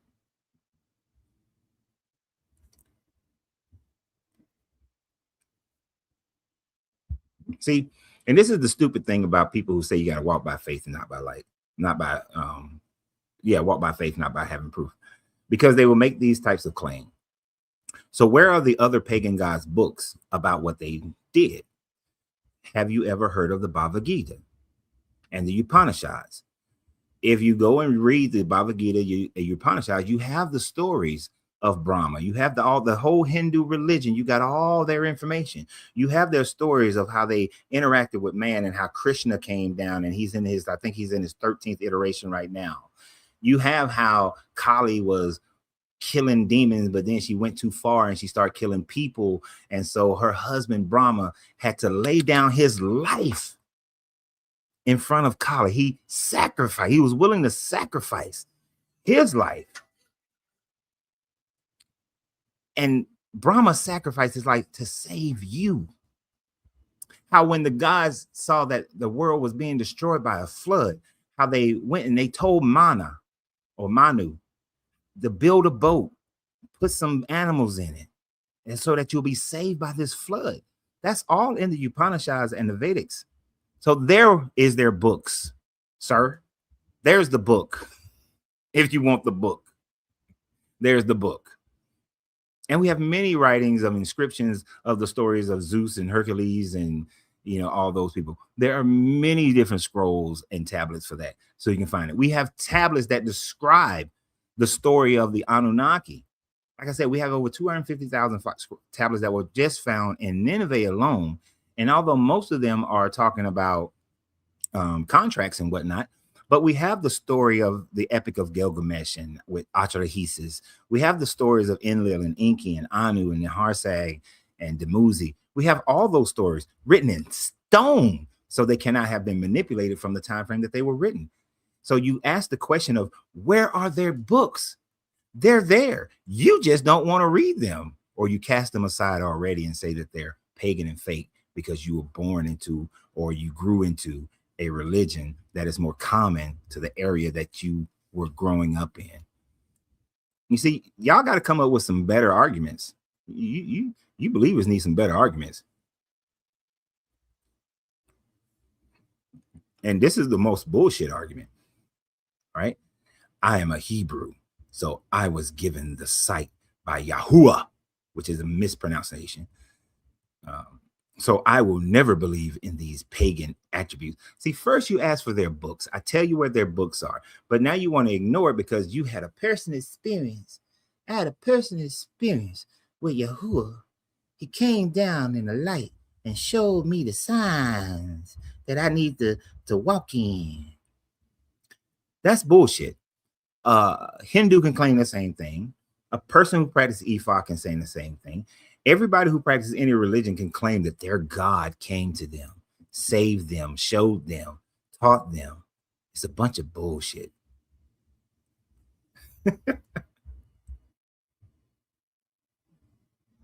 It's a bunch of bull. Yeah. The reason why their books didn't lead me to making a choice on their part is because their stuff is just as much bullshit as your stuff. It is all the bullshit, sir. It is all the bullshit. Yeah.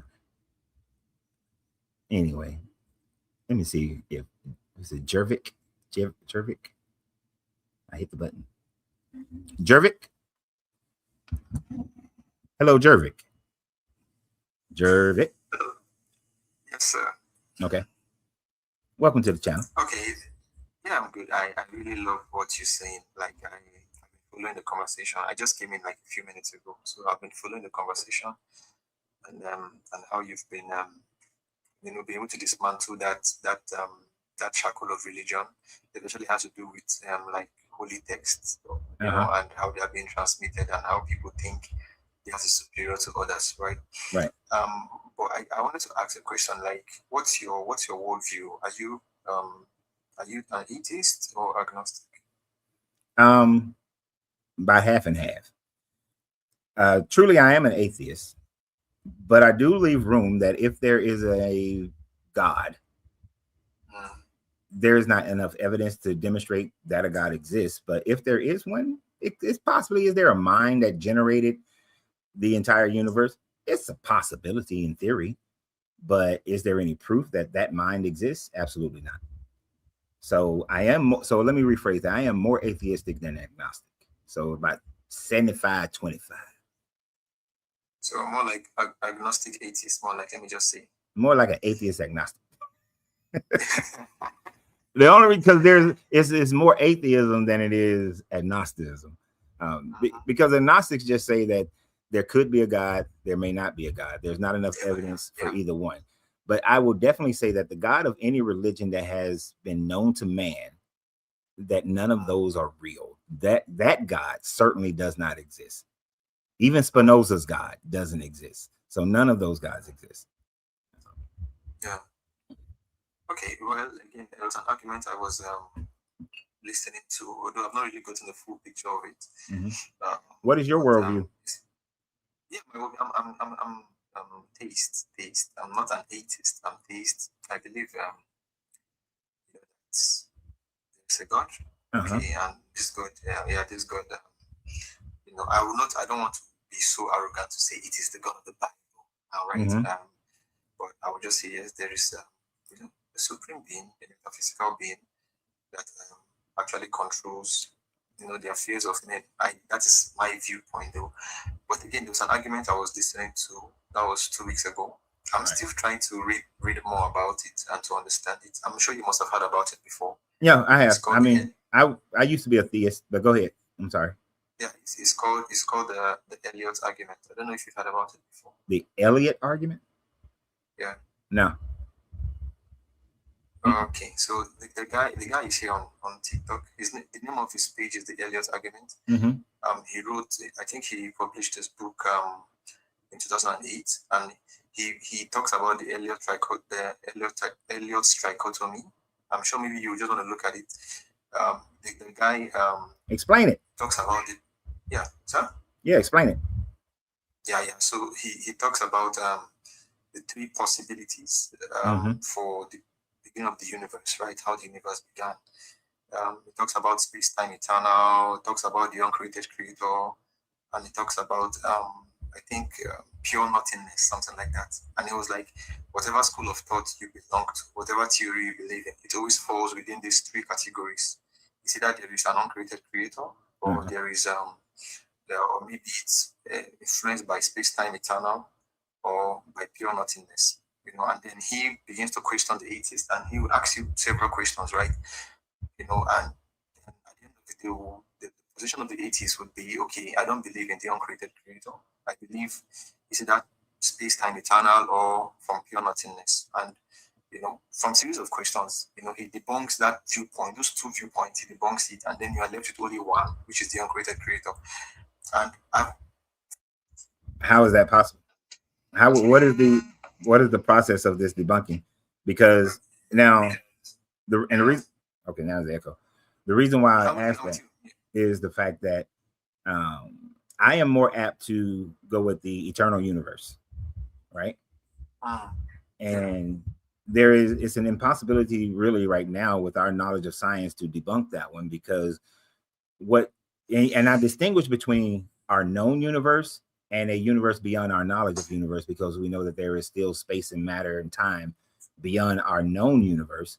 We just don't have the ability to see it, test it, observe it, that sort of thing.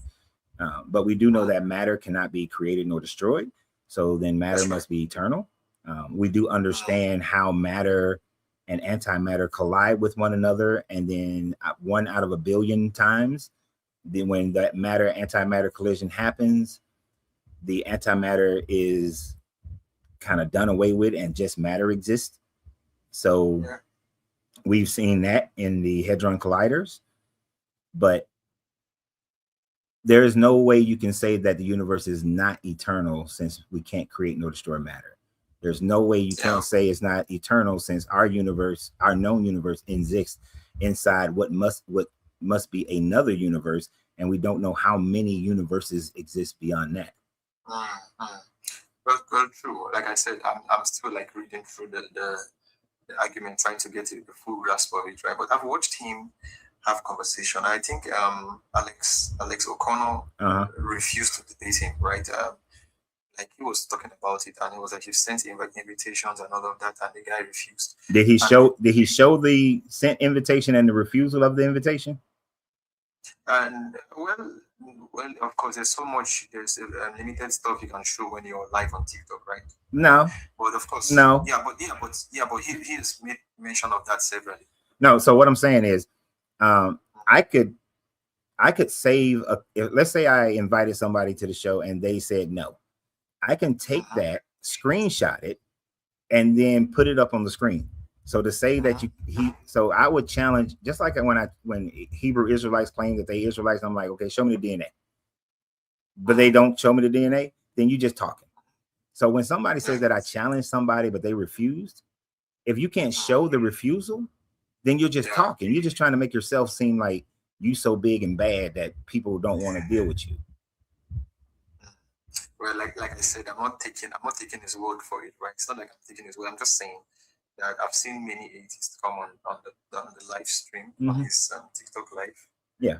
And denounce atheism. Like the end of denouncing it, like, okay, well, if we apply all of these axioms of logic together, I mean, I'm holding a position whereby the two premises I hold on to are false. So that means the whole idea of that premise or of that position is actually false too. So why do I have to keep it, right? Yeah. So I've seen many atheists actually denounce. In fact, I've not seen any atheists come in on his live and not denounce atheism. Yeah, really. That's interesting, because as difficult as it is to prove that there are universes inside of universes, because all we can see is our known universe. How would you be able to prove an uncreated God? Even if you were able to disprove the multiverse theory, or disproving nothingness is easy, because there's no such thing as nothingness. That nothingness cannot exist within our known understanding of the universe. But at the same level, you cannot prove an uncreated God. So you would have to be able to prove that an uncreated God actually exists, because otherwise you're just as theoretical as anything else, except for the fact we have observable evidence that would suggest the theory of universe inside of a universe is valid.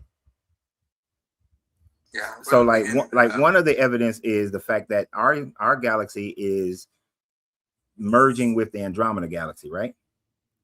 Well, if we can see that our galaxy, that our universe was created through a singularity explosion, right? Then everything from an explosion goes outward from the explosion, correct?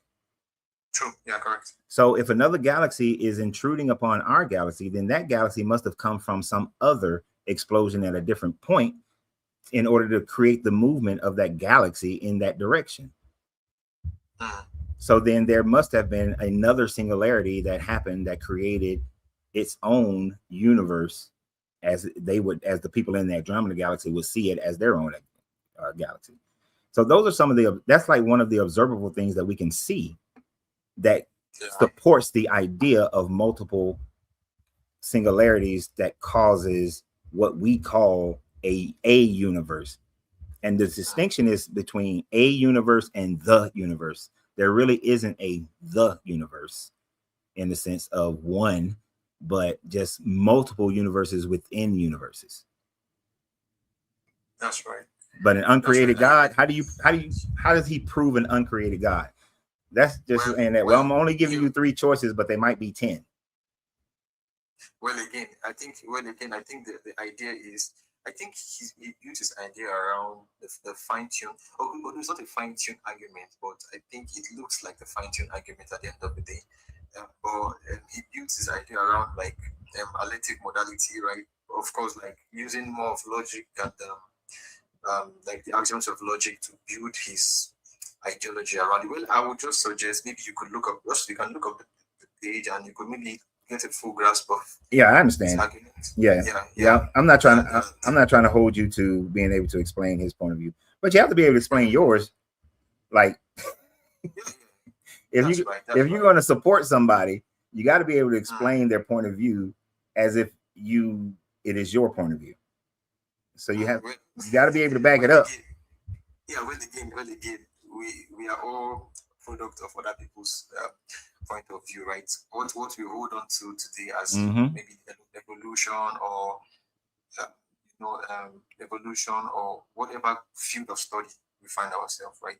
With someone else's discovery, someone else's viewpoint, they've put out there with sufficient evidence, and we embrace it, right? So I'm not ashamed to like say, okay, I think what he's saying, I feel it makes sense, right? And I think, okay, I can read more about it and have a full grasp of it so that I can be able to present it properly to someone else. Well, and you also want to do it. You also want to look at it. You say what? You also want to look at it unbiasedly, so that you can, so that when you read or study the counter to it, that you are actually saying, I'm going to critically think through both sides of the argument to see which one makes sense. Because otherwise, you're right. You or anyone else would just be taking someone's side that appeals to you, which is it's a difficult thing. It's a process that took me years, to develop, because the human consciousness is generally to accept authorities, accept what is said by someone that we've given authority to, instead of challenging that authority. So I think he just came live now on TikTok. It's not live.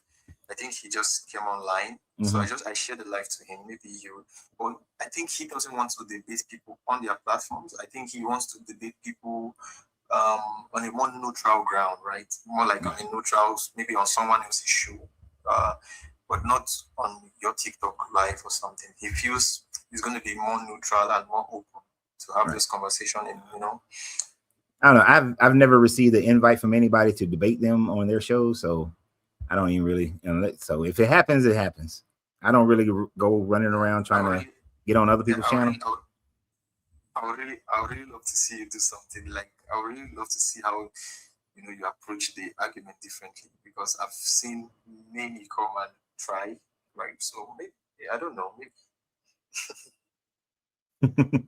Okay, I think he's here now. Oh, I see it. I'll debate anyone on earth on a neutral site, or we can have an informal conversation on my page.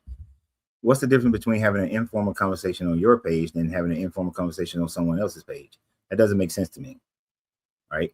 It shouldn't matter. If you want to have a conversation with someone, then just go onto their page and have the conversation. Oh, he said he doesn't trust me. Okay, I mean, you don't know me, so I can understand not trusting me, because I don't know him, so why would I trust him? But it is what it is. I hear people, you know, I scroll past. I never really stop at people's pages where they're having lives, where they're seeking to debate people. One, I just don't have time for all that. And what do you say? So we can do a neutral site. You won't. I don't care if somebody. I went onto other people's pages and sites when I was invited to do so. I don't seek that out. But you know, if you got one, sure. If you got a neutral site, fine. Let me know. I don't care. I don't mind. You know. And I think there's also a $10,000 bet if you can disprove it. A what? $10,000 to disprove what? If you can disprove the Elliott trichotomy. Well, if you can disprove that an uncreated God exists, yes. No, that's a sucker bet because nobody can prove an uncreated God exists or don't exist. So that's a sucker bet. But it becomes a necessary option, right? If the other two positions are false. Yeah, but you're not proving.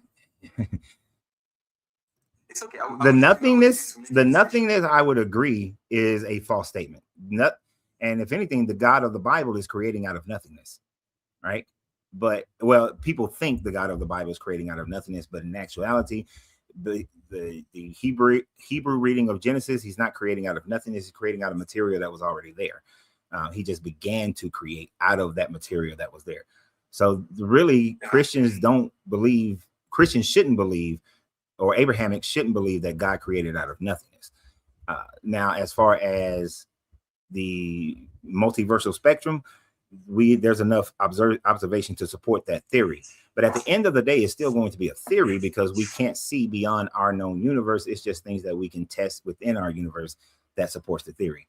When it comes to an uncreated God, though, as much as you can claim that for any God in any religion. That's right. So, but you can't prove it either way. So that's why I say it's a sucker bet, because no one is going to be able to prove a God or disprove that a God exists, an uncreated God. Now, if you are specific to a Bible God, any of the Abrahamic gods, or a Hindu God, or all of those, then those you can demonstrate are just man-made creations. Yeah. No. It's kind of a sucker bet. Yeah. It's not like the beating that the Bible God.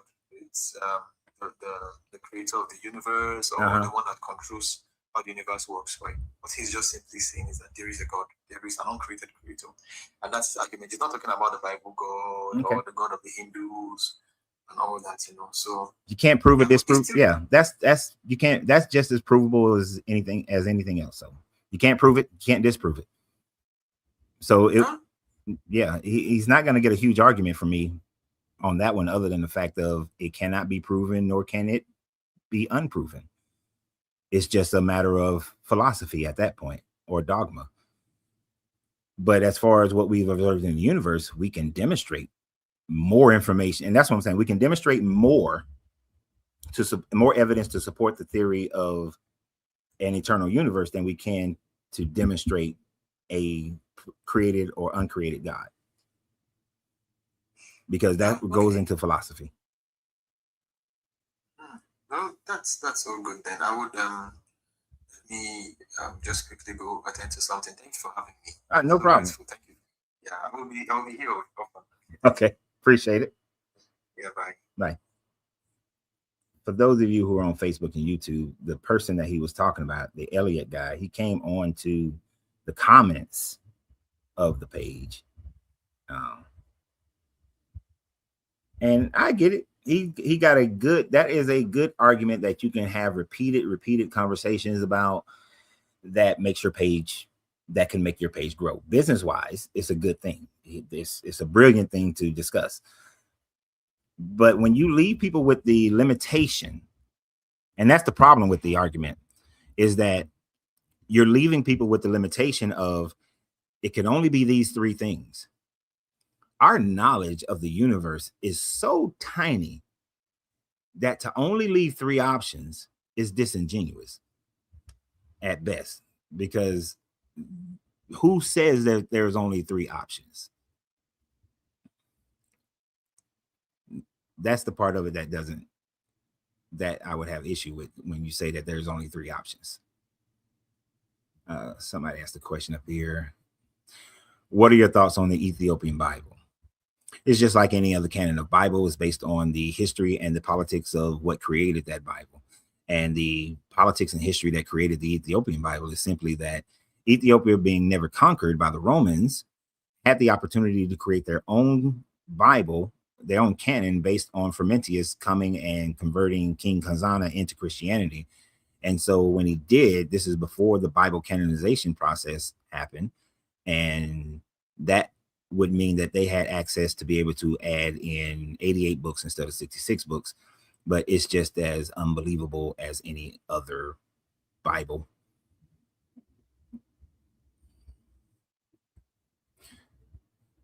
Even though I'm kind of done with this guy.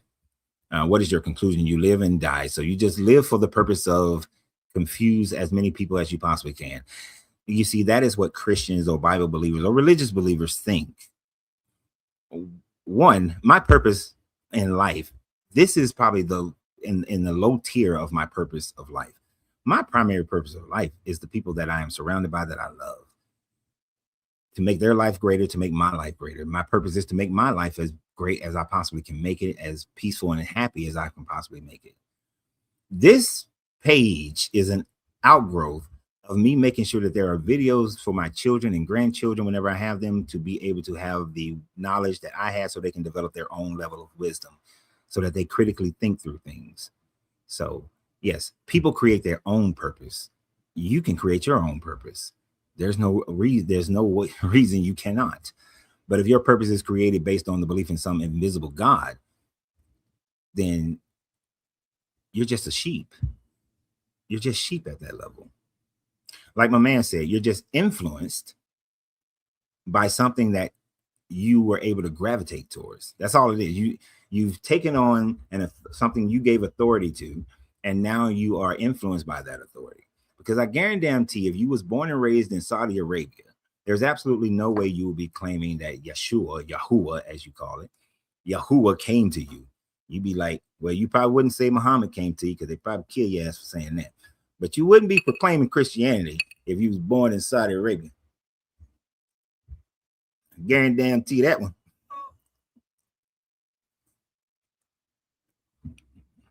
So just because I wasn't raised in religion, you're surrounded by religion, constantly surrounded by religion.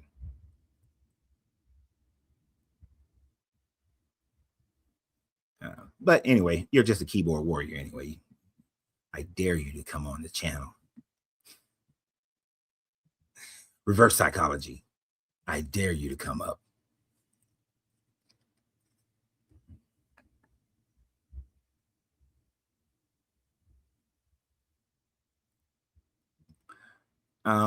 So Ty is saying that he'd really like to get into this book, since Ethiopia was never colonized and wasn't pursued to submit by Roman Catholic tyranny or European oligarchs. This is somewhat true. You have to go back and look at, why did King Azana allow for Christianity to come into Aksum? And it was the Aksum Empire at the time, or Aksum. And the reason why he did it is because he wanted to have better trade relations with Rome. Christianity came into Ethiopia purely for political reasons of having peace, more of trying to have peace between Aksum and Rome. So there is political pressure as to why Ethiopia developed a Christian identity. Now, it took a few hundred years for that identity to really grow. But if you go to Ethiopia today, Ethiopia is not running around as this big ass Christian nation. It's mostly Muslim in Ethiopia and not Christian, right? But they do have freedoms to be able to practice Christianity there. Now, as far as the books are concerned, some of the books that are in the Ethiopian Bible will creates even more contradictions to the canonized Bible. So like the Ethiopian Bible will have the story of Noah's flood, right? Based on Genesis, but it's also going to have the books of Enoch, First Enoch in there. Well, there's a problem, but because according to First Enoch, the giant Og was tied to the mast of the ark and was able to survive. Well, that would be in direct contradiction to the book of Genesis and its story of how everyone died except for Noah and his 3 sons and all of their wives. So that's a problem. It does allow for the reintroduction of giants, but then you would have to say that Og then had sex with either Noah's wife or one of his sons' wives, which would be committing adultery, which is outside of the realm of righteousness. So having those 88 books is really more problematic than not. Black people are just gravitating towards it because it gives them some sense of Christian pride. You say Ethiopia is 60% Christian? I'm gonna have to look that up. Not that I don't trust you, Remy. I'm gonna have to look that one up. Matter of fact, I'm looking it up right now. I don't mind, and that's the thing about the difference between me and other folks. I don't mind being wrong. Because every time I'm wrong, I learn something new.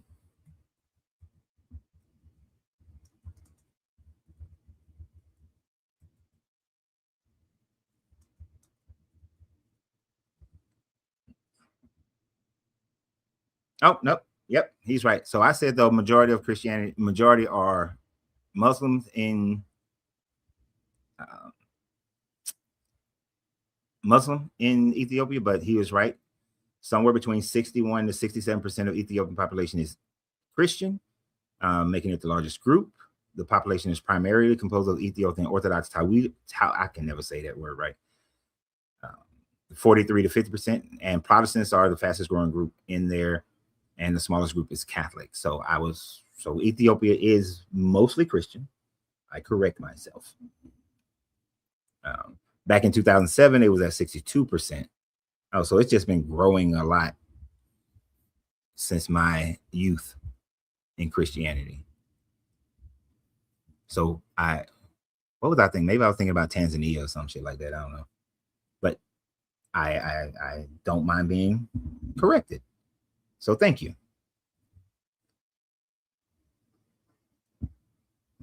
Remy. Yeah, hi. How you doing, Remy? Thank you for the correction. It's all right. But then obviously religion in Ethiopia has been kind of complex in the last 50 years because they had a period in time where Christianity was technically banned during the Derg. But these communist socialists took over Ethiopia in the 1970s. Who did? Who took it over? They were from there's this socialist government military junta who took over Ethiopia. They were called the Derg, the DERG. And they banned Christianity, which was the state religion of Ethiopian Aksum and all those places.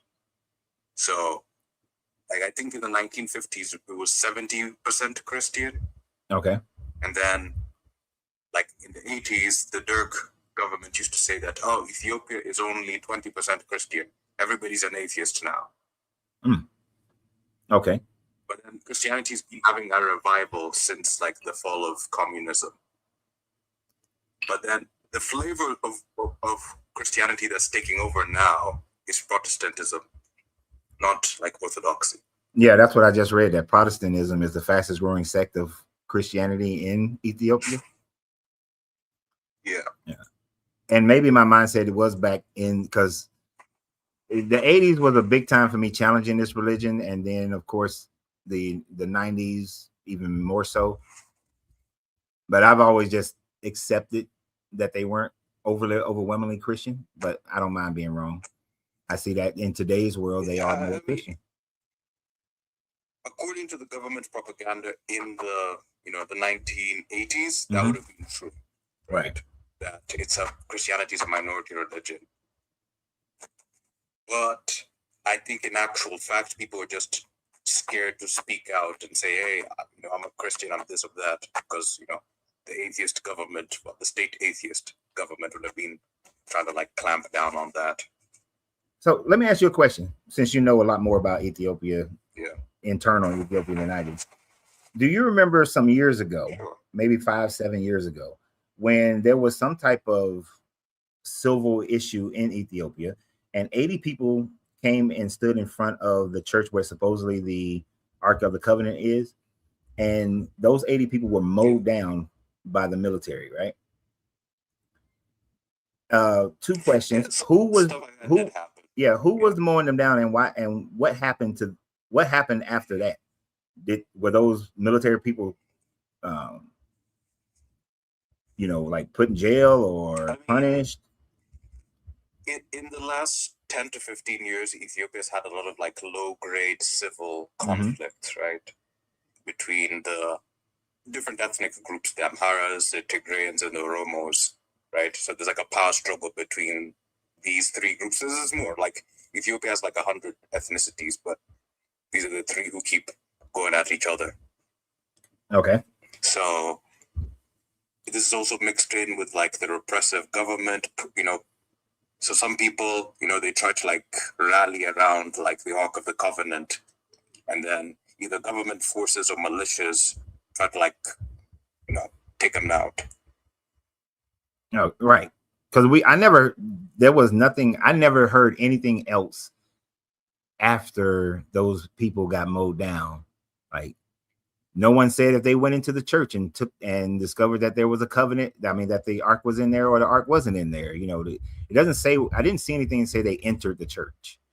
Certainly, if you mow down these people, nobody's allowed in. I understand nobody's allowed in anyway. But if I'm a militia and I showed up to this church, 80 people come in protest. If I mow them down, what's to stop me from going inside the church? Like, is that information that's been like covered up?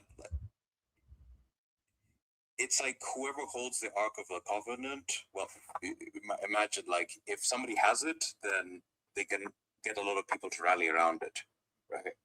Yeah. That's what I'm getting at. Even during. Go ahead. So like, it's kind of complex in Ethiopian politics. I'm Kenyan, but then I have a lot of people from Ethiopia being there once. So like, from what I understand is that they want to like keep people away from it, because if they have it, if they control it, or they control the monks around it, then that gives them power. It gives them legitimacy.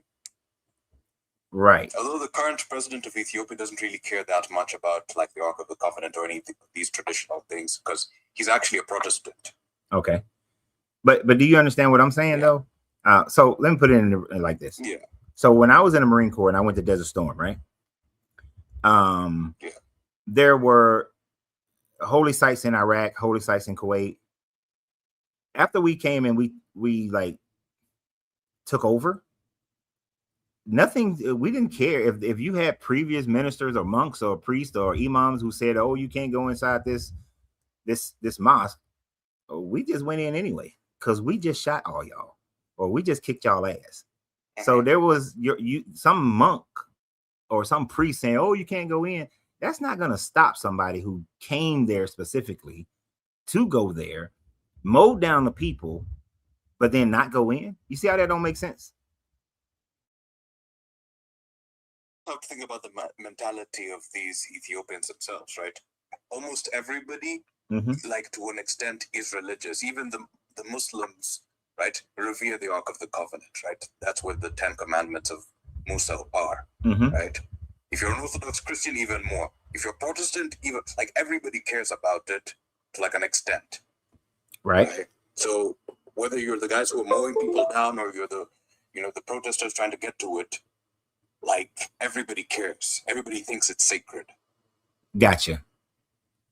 Then what was the purpose of going? Like I said, it's like a symbol, right? Like we're gonna rally around, because this happened during the Italian occupation during WW2, right? That where Ethiopians rallied around the Ark of the Covenant. No, this is happening like a few years ago. Yeah, of course, but like there's a precedent for this in Ethiopian history. Okay, I see what you're saying. Like it's, I don't know how to like explain it in like an American context. It's like, the Declaration of Independence, the paper, right? Which is somewhere like in DC, right? Yep. So imagine people from Texas saying that, we stand for America, we love America so much, right? So we're gonna like do a pilgrimage to go see this paper. Right. And then you have like their opposition from like, I don't know, Connecticut or somewhere saying, you don't get to claim the, you know, Declaration of Independence. Only we're the real Americans. Mm-hmm. No, I'm what you're saying. Yeah. So they would still have reverence for the document and wouldn't go in there and destroy the document. Kind of like when the insurrection happened in 2006. Was that 2006 or 2009? And they rolled up in there, even though they defiled the Congress, the House of Congress, they still didn't like destroy what American nationalists would consider holy relics. I get what you're saying. So even if they, so it's okay. Yeah, and I have some of my numbers wrong. So it happened in 2020, and they killed between 750 and 800 people who was at the Church of Our Lady Mary of Zion in Oxum. But yeah, it said that locals believe that they were trying to steal the Ark of the Covenant. So that's just a local thought process. So we don't really know why they showed up at that church. Yeah, but what I can tell you from, you know, as a person, but I get what you're saying. Yeah, in this environment, right, is that everybody reveres it. Gotcha. I'm with you. It's like, as bad as, let's say, like, you know what? You were in the Gulf, Wait a right? minute. Yes, I was, but I just realized something. If I'm distinguishing what's happened based on this part of this article, based on my military career as well, this was during and you can correct me, but the Tigray, is that how you say it? Tigray War? Yeah. During the Tigray War, there were soldiers in the vicinity of the church. So they weren't necessarily going towards the church, looking to go to the church, but that because they was in the vicinity, local worshipers gathered and formed a human shield to protect the relic. And then they saw all the people gathering, and militarily you would think 750, 800 people. Oh, hell no, we got to take them out. Not thinking that they were gathering there, thinking that we was going to attack the church. You understand what I'm saying? Yeah, I understand what you're So saying. the military guys probably weren't going there to attack the church. They just happened to be near. But then once the people organized, they're looking at it from a perspective of, oh, these are rebels against us, so let's go take those rebels out. Yeah. I can see it happening that way. And that's why there's no entrance into the church and so on and so forth. Okay. That would make sense. That would make sense to me, because like if there was a war in America right now, nobody would probably destroy DC. You know, if everybody still believes that they are the right side of America, you know, they would probably be like, oh, well, we gonna kick y'all ass, but we're not gonna go and destroy the different monuments and the documents in the, you know, nation's capital, because we all think that we're right in what we're doing, and we think that we are the true Americans. So I can see it from that point. Yeah, exactly. Gotcha. That makes sense. I've been wondering about that ever since I read that story, which obviously was 6 years ago. Now it all makes me even more sense to me. Got it. Okay. Yeah. You got anything else? But like, I wanted to address the prompt like you had over here. Okay. Like, did the Torah actually happen? Yep. Like, I think the later parts of like of the list you put here, like David's, Solomon's kingdom, right? Uh-huh. We have some evidence that a kingdom of Israel existed way back when, right?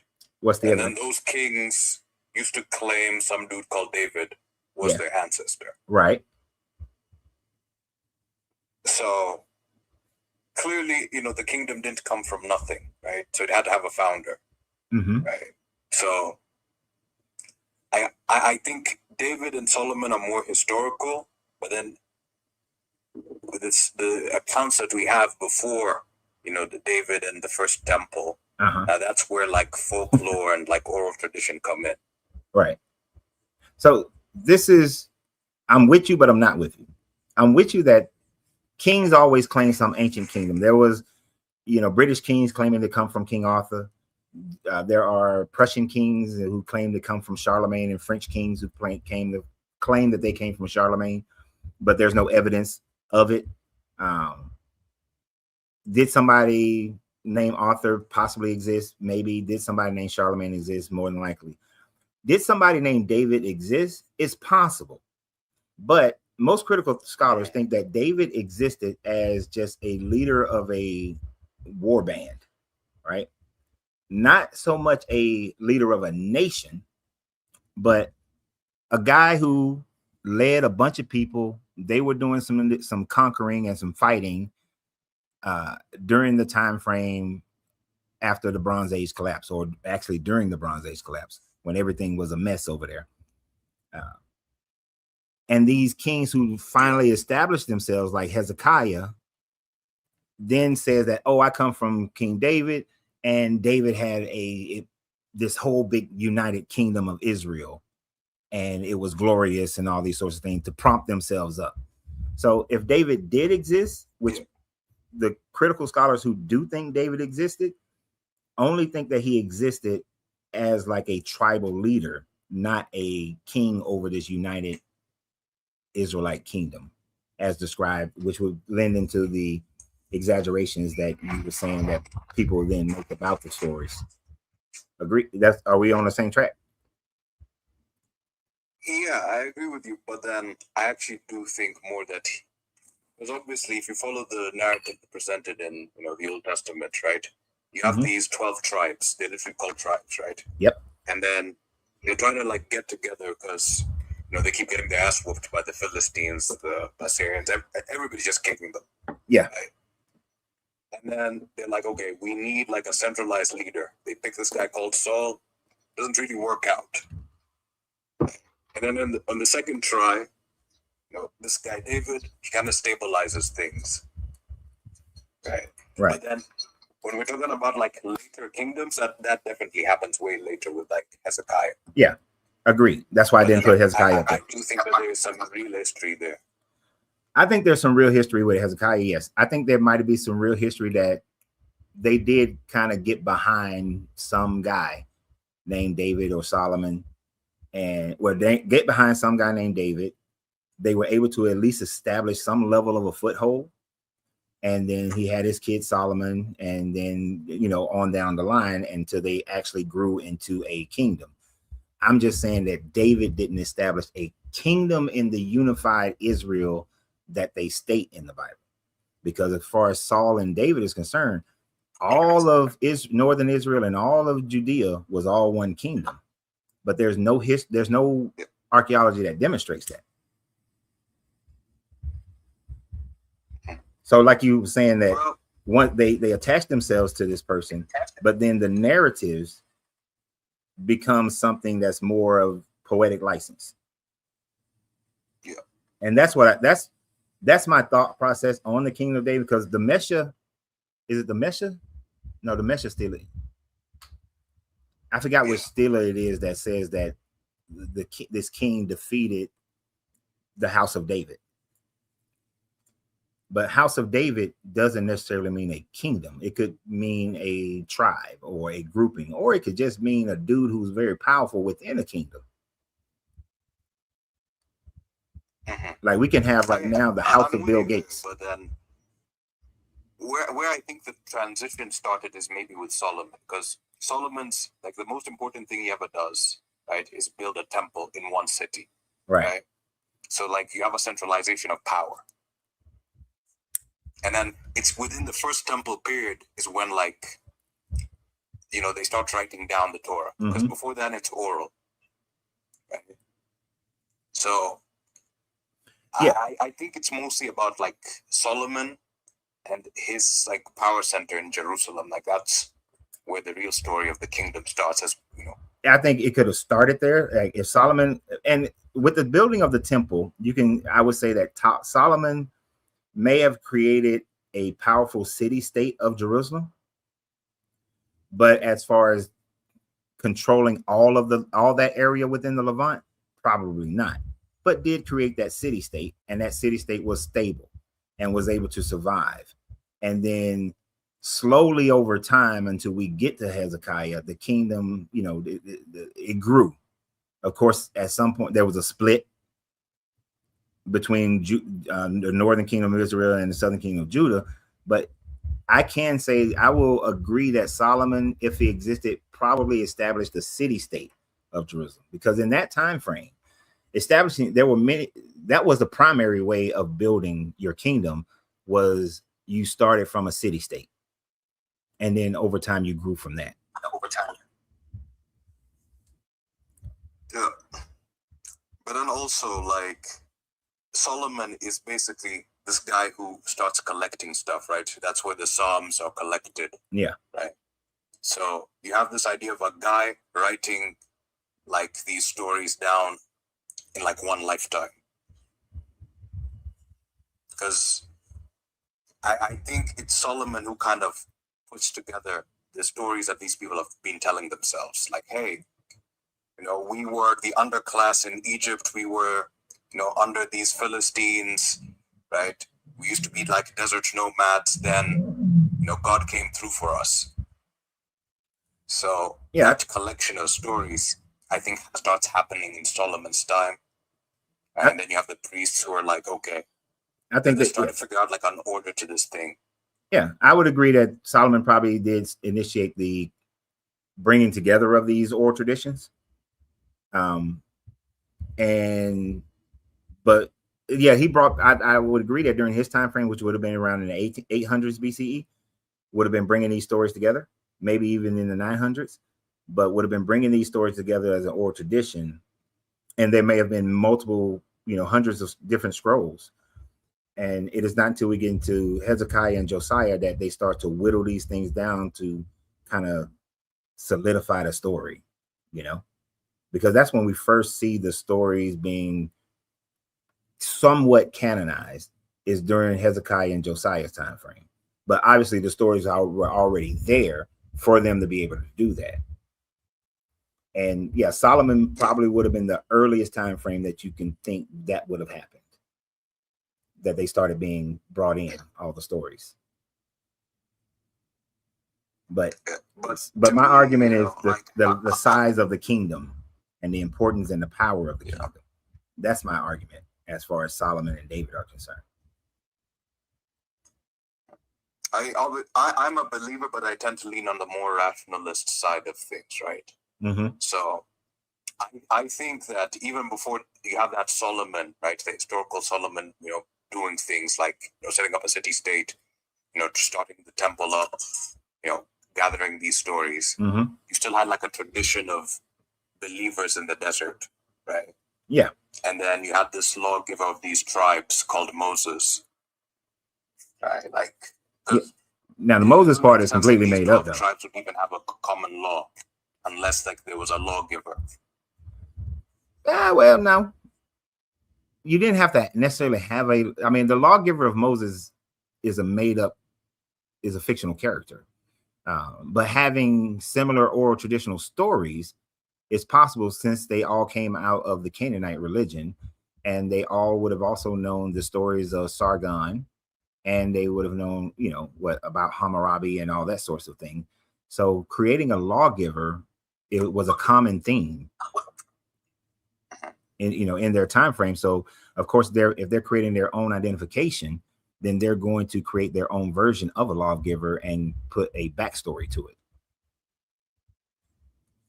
But as far as Moses existing, nah, he never existed.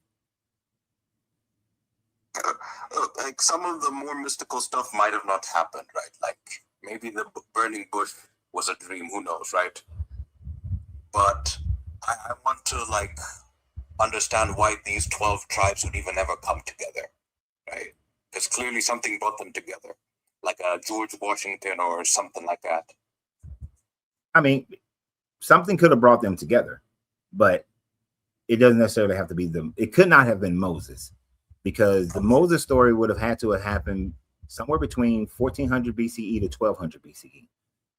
But we know that Egypt controlled the entire Levant during that time frame. So it would have been impossible for that story to happen. Now, we can have a common idea that brings people together, and a multitude of persons who would bring those people together. So like here in America, you had 13 separate colonies who had very different cultures within those 13 different colonies, but it was what they deemed as overtaxation by England as to the mechanism that brought them together. And then you had multiple people who decided, we're going to do this Declaration of Independence, we're going to galvanize the people, and we're going to start this revolution. And then that is what created the unification of the 13 colonies. So the same can be said. So you can apply that to these different tribes. That a common theme of getting their ass, the world is in shambles right now. You don't know who's going to kill you because everybody's fighting for territory. We all come from this Canaanite religion, worshiping Yahweh. Let's gather together and band together as a unified force in order for us to maintain our own safety and sovereignty. Because the Moabites also worship Yahweh, the Shashu worship Yahweh, these Canaanite groups worship Yahweh. The difference between with the Moabites is that the Moabites aren't monotheistic; they're polytheists, right? So, what made these specific Canaanites rally around only one God, right? Well, that's a mystery. No, it's not a mystery, because the Israelites themselves at that time frame were not monotheistic; they were polytheistic as well. Yeah. But understand the difference. And I shouldn't say So we shouldn't use the term polytheistic or monotheistic when referring to those people at that time frame. We should be using the term, they were all I can't think of the term, but they believed that other gods existed, but they were to worship their God. What is that? It's not. I think that's henotheism. Henotheistic. Thank you. So they were henotheistic at the time frame. The Israelites were henotheistic. They believed Baal existed. They believed all the other gods existed, but they believed that they were to worship their one God. Yahweh doesn't become monotheism. Really doesn't hit the Israelite people until somewhere between the 500s and 200s BCE. That's when they become monotheistic, after they were under Persian control. Yeah. But like, are you saying that there's no possibility, like there was a charismatic preacher who was trying to preach, the message of this one guy? He's good. He's actually who we should devote ourselves to, not Baal, not Ishtar, not any of these, just this one. No, I'm saying that's exactly what they believe. But they believe that even before Hezekiah and Solomon and all that sort of thing. They believe that, hey, there's all these other gods out here, and that's what henotheism is. I believe all these other gods in here, but we have to dedicate ourselves to this God, because this is our God. Which is why they wrote the breakdown of El Elyon giving out portions to the different gods. And Yahweh didn't get land like the other gods did. He got the Israelite people. So they obviously were believing in all the other gods, and how all the other guys, El Elyon, the Most High, gave all these other gods their portions. And Yahweh's portion was the Israelites. Sure. Right. But what I lean to is that amongst all these like deities and these people believe in different things, right? There was a charismatic preacher in the desert when these guys are just wandering about the Levant and Sinai, getting their asses handed to them by the Philistines, right? They kind of developed like in the academic way, a cult, right, of belief around, this version of El, called, Yah, right? And and it worked out for them. Yeah, I can agree to that. That somewhere during the Bronze Age collapse, or actually before the Bronze Age collapse, that somewhere in the 1200s BCE, that there was some charismatic leader that convinced a bunch of Canaanites to go into the desert, become a wandering nomad of people who worship Yahweh. And that is pretty much what is described in the Meneth Stela of how they destroyed this wandering group of Israelites who were worshiping Yahweh. Now, if you call it now, and if there was a charismatic leader, I can see how they utilized that person to create the Moses narrative. And then, but all that stuff that they created was not true. So they didn't leave Egypt as far as by the Nile, Egypt. They left the controlled area of Egypt in the Levant under the Canaanites. You see what I'm saying? Yeah. So there was no wandering around the obviously Sinai. The cities were controlled by the Egyptians, right? Yeah. But then if you're somewhere in the Sinai, in the Negev desert, right, the Pharaoh's control is kind of like limited. Yeah. It's very limited. It's kind of like, even right now, I don't know what country you live in. Kenya? Yeah, I'm from Kenya. Yeah, no, where do you live now? Yeah, in Kenya. Oh, well, you said from Kenya, but I know. So yeah. I'm sure it's, I don't know how Kenya's ran. I only been to the embassy there, but I'm sure that the cities are governed differently than out in the country. Out in the country, you can live a little bit more free. So I would agree that you can live free. When these people, probably sometime in the 1200s, separated themselves from the Canaanites, from the coastal areas, went out into the desert. I think they just went out into the deserts of Israel, of modern day Israel. I don't think they ever went to the Sinai Peninsula. But when they went out into the desert, they were kind of doing their own thing, wandering around, following the herds, but still under Egyptian control, but not as intense because there's no Egyptian soldiers and shit walking around out there in the middle of nowhere, you know. So they kind of felt free, but truly they weren't free, right? I don't know if you know the history, this part of history, but in Brazil, you had these runaway slaves from the coastal areas, and they went out into the jungles of the Amazon, and they established their own towns and pretty much their own kingdom out in the middle of the Amazon.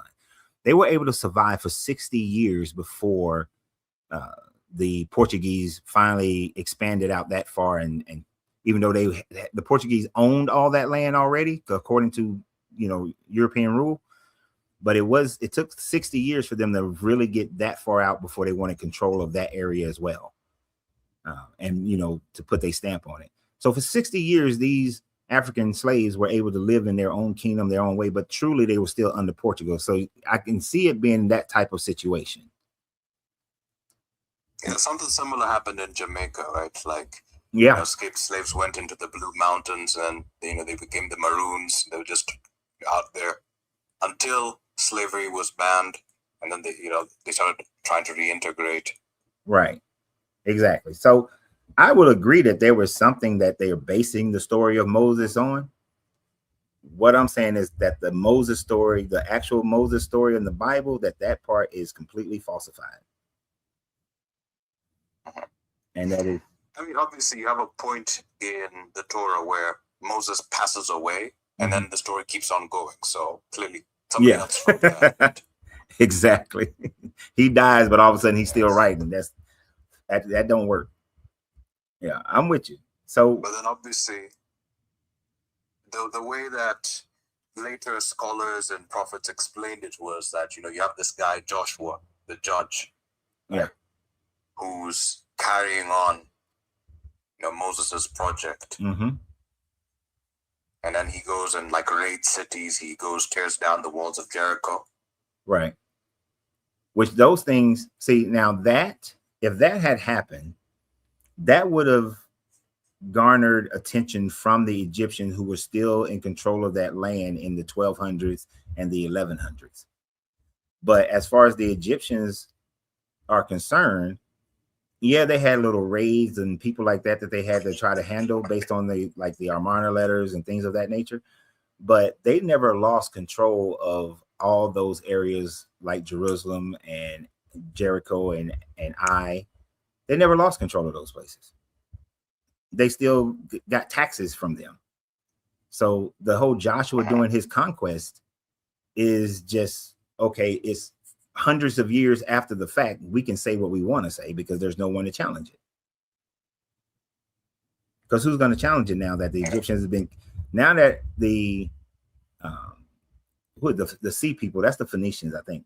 But now that these people have kicked out the Egyptians, and not only just kicked them out, but the Egyptians also would have retracted just because of the Bronze Age collapse. Right now that this is like the Wild West, there's no Egyptians to challenge us in the 1000s and 900s and 800s BCE to say that this didn't actually happen. We can say it because we want to. Yeah, I mean, but then according to the Bible and the narrative in there, that's when you have these judges, right? Mm-hmm. You have these charismatic leaders. You even have a woman, right, leading these tribes. Well, she's telling them the law, right? Right. And sometimes they listen to her, sometimes they don't. Yeah, but that just narrative so you have to create a narrative that leads you up to the current time frame that you're telling these stories in. So they're going through this process of having judges and having kings. Well, at that time frame, it would have been kings. So we had judges, and now we got kings because they wanted to do this thing without God. They thought that we need to just judge ourselves. But we have no evidence of any of these people ever existing or this kingdom existing at this time frame. That's the biggest problem. Like, they didn't build the city and we find evidence of the city. They didn't dominate the city and we find evidence that they dominated the city. It's kind of like that underground. Jericho as a place exists, right? You can go see it. Yeah, Jericho exists as a place. Were the walls actually destroyed by Joshua and his guys specifically, or somebody else? Somebody else. So evidence has shown that the walls of Jericho were already down prior to the 1500s. That the last time frame that they would have been standing was somewhere around the 16 and 1700s BCE. The walls of Jericho were never rebuilt to the level that is described in Joshua until around 1000 to 900 BCE. Right? So the time frame of Noah and Joshua, those walls weren't there. The city of Ai was uninhabited during the time frame of Moses and Joshua. And I mean, you might have had like a few little, like couple of like 50 people living there, here and there, in and out. It was kind of like just a little way station kind of place. But those cities were they weren't inhabited. And the walls, and like I said, the walls of Jericho weren't even up. They were already down. So they took that fact that the walls had came down hundreds of years prior and added that to their story, that they were the ones who brought the walls down. Yeah. And nobody was running around with the type of instrumentation that we have today to be able to evaluate the geology of it and say, nah, bro, them walls were been down before y'all came here. But I'm sure if they did have that kind of technology, they probably would have backdated the story to be when the walls came down.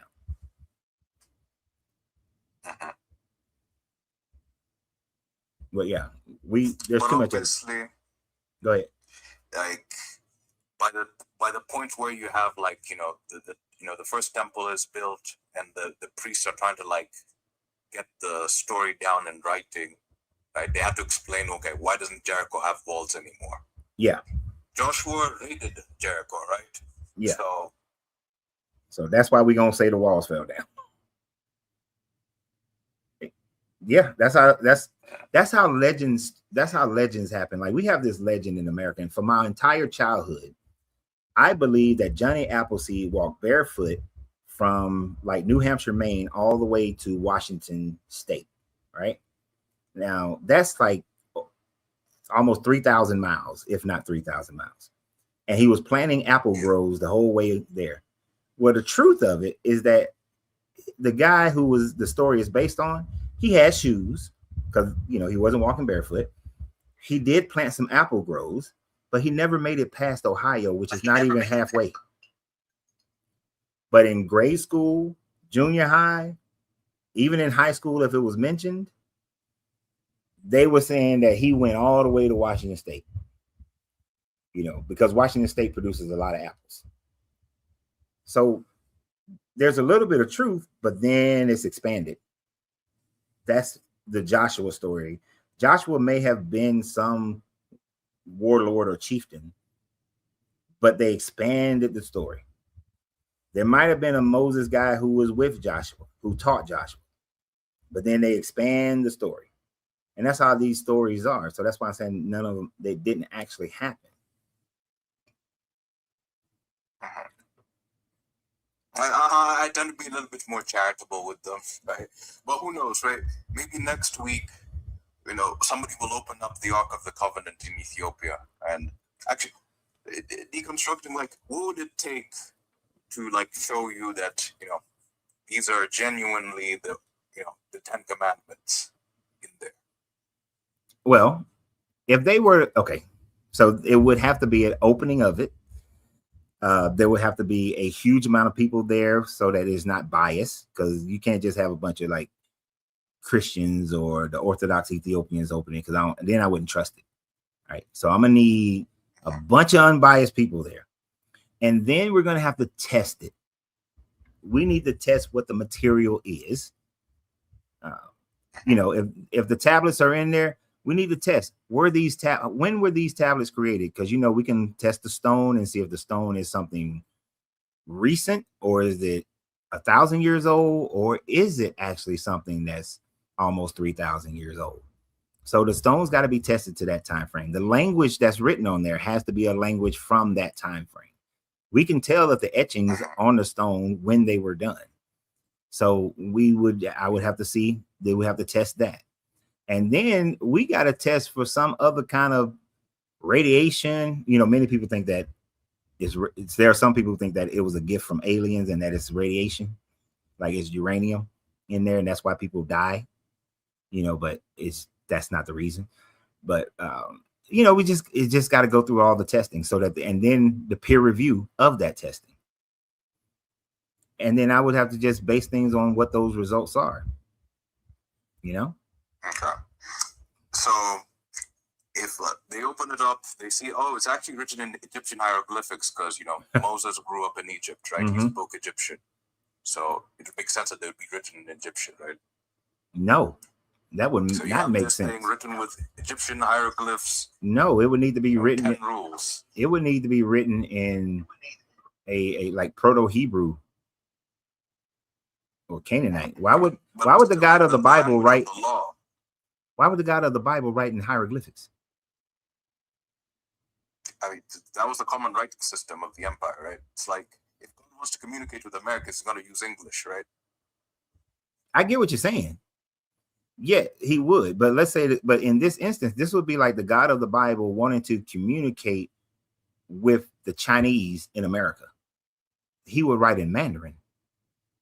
He wouldn't write in English. He'd write in Mandarin, because he would want to write in the language of the people that he's talking to. You see what I'm saying? Like if you move to America and somebody wanted to communicate to you, why would they write to you in English? Shouldn't they write to you in, I don't know what, you probably speak like 7 languages. But yeah, I was going to say Swahili, but I'm jealous of how many languages other people speak. But it will be written in Swahili, right? If they really wanted to connect with you, if it was the God of Kenya wanted to talk to you, he's going to write in Swahili. He's not going to write in English. So in hieroglyphics, no, it would have to be in like the old Proto-Israelite, or I would even take cuneiform. I would take cuneiform over that, because cuneiform was more of the popular language in the Middle East during that time frame, in that part of the Levant. I see. So it would be more like an Assyrian document. Yeah, more of that Proto-Hebrew, Assyrian cuneiform style of writing is what it would have to be, because cuneiform was still being heavily used during that time frame in that region. So I would take cuneiform, but if it's Egyptian hieroglyphics, I'm like, oh hell no, that's fake as hell. Yeah, it would have to be written that way. And then you got parts of it made out of acacia wood. We can test the shit out of wood to see about the time frame of that. So I would have to see that kind of testing. But yeah, it would take all that, and it can't be done by a religious organization. So you wouldn't accept that the Orthodox Church of Ethiopia does like this, or the Vatican, like they're out of the picture? Oh, if they did it? Yeah. Yeah, no. We got to have independent research has to be done. Because it's just like, so like when I went to the Vatican, of course, because they want to protect their religion, they got so much shit that they don't allow people to see. They got just as much as they have places that you can go into, they have more places that you can't go into. Same thing in Egypt. You're close to Egypt. Go to Egypt and try to go under the left, go into that entryway under the left paw of the Sphinx. You might get shot. They ain't letting you in there. You know, governments and people hide shit. Been to Alexandria, right? Mm-hmm. And they say they can't find Alexander the Great's tomb. It's Right. gone. Could be anywhere. And you know what else is crazy about Alexandria? There are major portions of the city that are underwater, but they will not let aqua archaeologists go and dive there. They don't want to let them do it. They are so desperate to protect their more Arabic history in Egypt that they don't want other information besides that would disrupt that. They don't want that information to come out. So no, yeah, obviously they have like a narrative to keep, it's exactly Arab Egyptian Republic. Yeah, and the Tawidah Church does too. You got all these people who just believe that it's in there. They have no proof, so they're not going to let anybody in there to prove it otherwise, one way or another.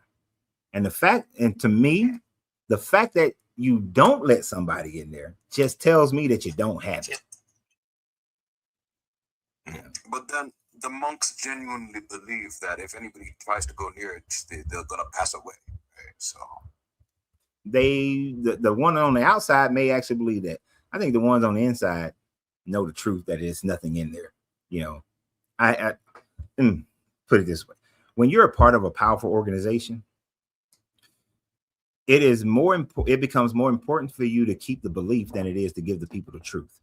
And so even though you may know the truth, you know that you cannot let that truth be known because of the damage it would do to the belief and to the organization. So I think the monks who can actually go inside, they know what's in there or what's not in there. And I think they know it's not in there. And they will die knowing that. They will never tell anybody because they know it's not worth the risk, right? Like there are certain things that the Vatican holds that they know will damage Catholicism. So it is just agreed upon. We'd rather keep what we got than to tell the truth and not know what may actually happen.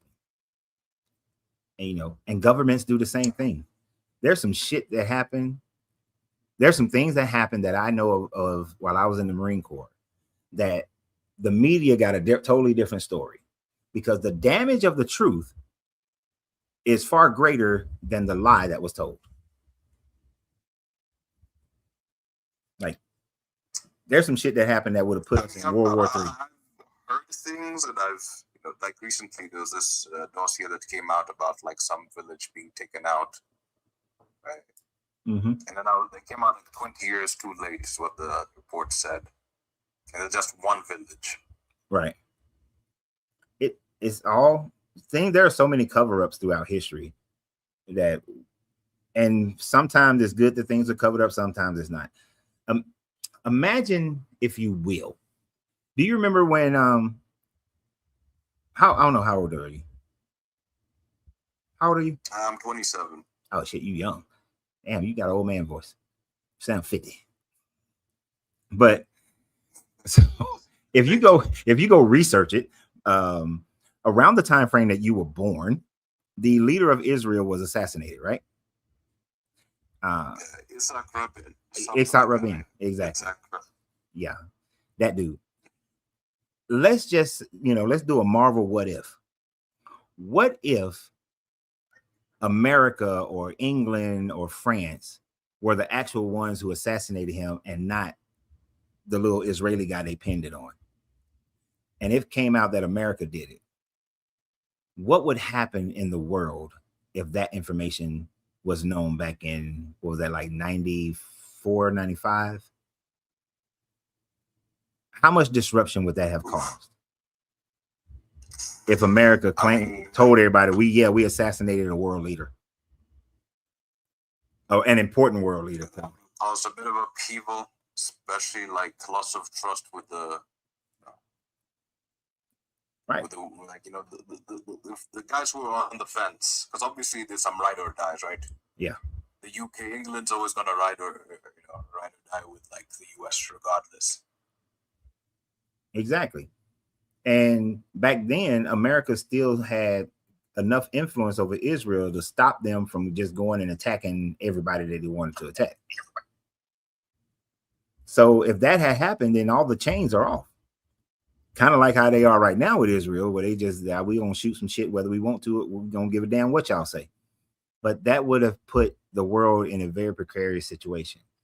So if something like that happens, of course, the world governments are going to cover that up. You know, if many people believe that AIDS was created by man and then tested on Africans in order to see what it would do, thinking they were developing a biological weapon, but then it got out of control and affected the world in the way that it has. What if we found out that that was true, that the World Health Organization actually did that? You see what I'm saying?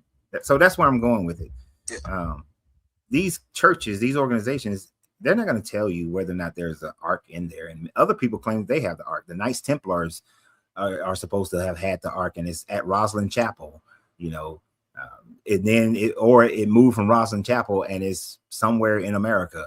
You know, there's all these little things and stories about where these things are. The truth we probably will never know in our lifetime. I hope we do. I would want to know. But it would destroy that religion. It would almost destroy that religion. If they found out that the Ark of the Covenant wasn't inside that church, now you have gored the root of the, how you say it, Tawedo. You have gored their religious belief, because it's based on Solomon offering it to Menelik the first. And one version of the story says Menelik took it. The other version said he didn't take it, but some of his friends took it and brought it there. So now you got to question, well, is the whole thing about Menelik the first true? Did Sheba actually come from Axiom? Or did she come from modern day Yemen or Saudi Arabia? So it could, for a thinking person, you're going to have a mass exodus from that religion if you allow for that to come out. And it's not worth their risk. They're not going to risk that. I mean, obviously there's also like a financial incentive, right? Yeah. Like, the way things are, people make pilgrimages to, you know, the city to, like, you know, just help out the monks, help out the church. Mm-hmm. So they have a vested interest not to open it, right? Yep. In case they're wrong. Exactly. But then again, like, you still have to explain, like, okay, so sometime before the Babylonians, like, took over, like, you know, Jerusalem, because when the Babylonians got into the temple, there was no tablets. There's nothing in the temple. Right. So what happened between the time of the Babylonians and Solomon? Like, that's a big question mark. Like, where did the tablets go? Like, where did the ark go? Yeah. I mean, there are some Jewish teachings that when the Babylonians came in, they smuggled it out through the tunnels that were underneath the temple. And so it's been kept secret by some cabal of Israelites who are just keeping it secret until the third temple is built, right? So it's in hiding somewhere. You have a similar story with the Knights Templars, that they found it and they smuggled it out. But that's the Hebrew version of mysticism in that one, is that they smuggled it out and it'll reappear when the third temple is built. And I think it will reappear when the third temple is built. And guess what? They ain't gonna let nobody test it to see that it's just some fabrication. Because if I'm building the third temple, I'm damn sure gonna fabricate that thing. I doubt they'll ever build a third temple. It would. Yeah, that's a major war that happens in order for them to build it. If there's a it would have to be a major war against the Muslim countries that Israel would feel confident enough to destroy the Dome of the Rock and build the temple there. Or if they ever decide to destroy the Dome of the Rock and build the temple there, it's going to create that major war. And whether or not Israel thinks that they can get like NATO support and all that sort of thing will determine whether or not they ever do it.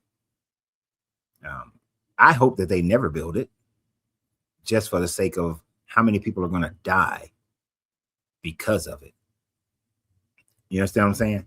Like, it's how many Americans are going to die because we're supporting Israel in this fight against all the Arab nations? How many Arabs are going to die because they're fighting against Israel for doing this, what they would consider a desecration?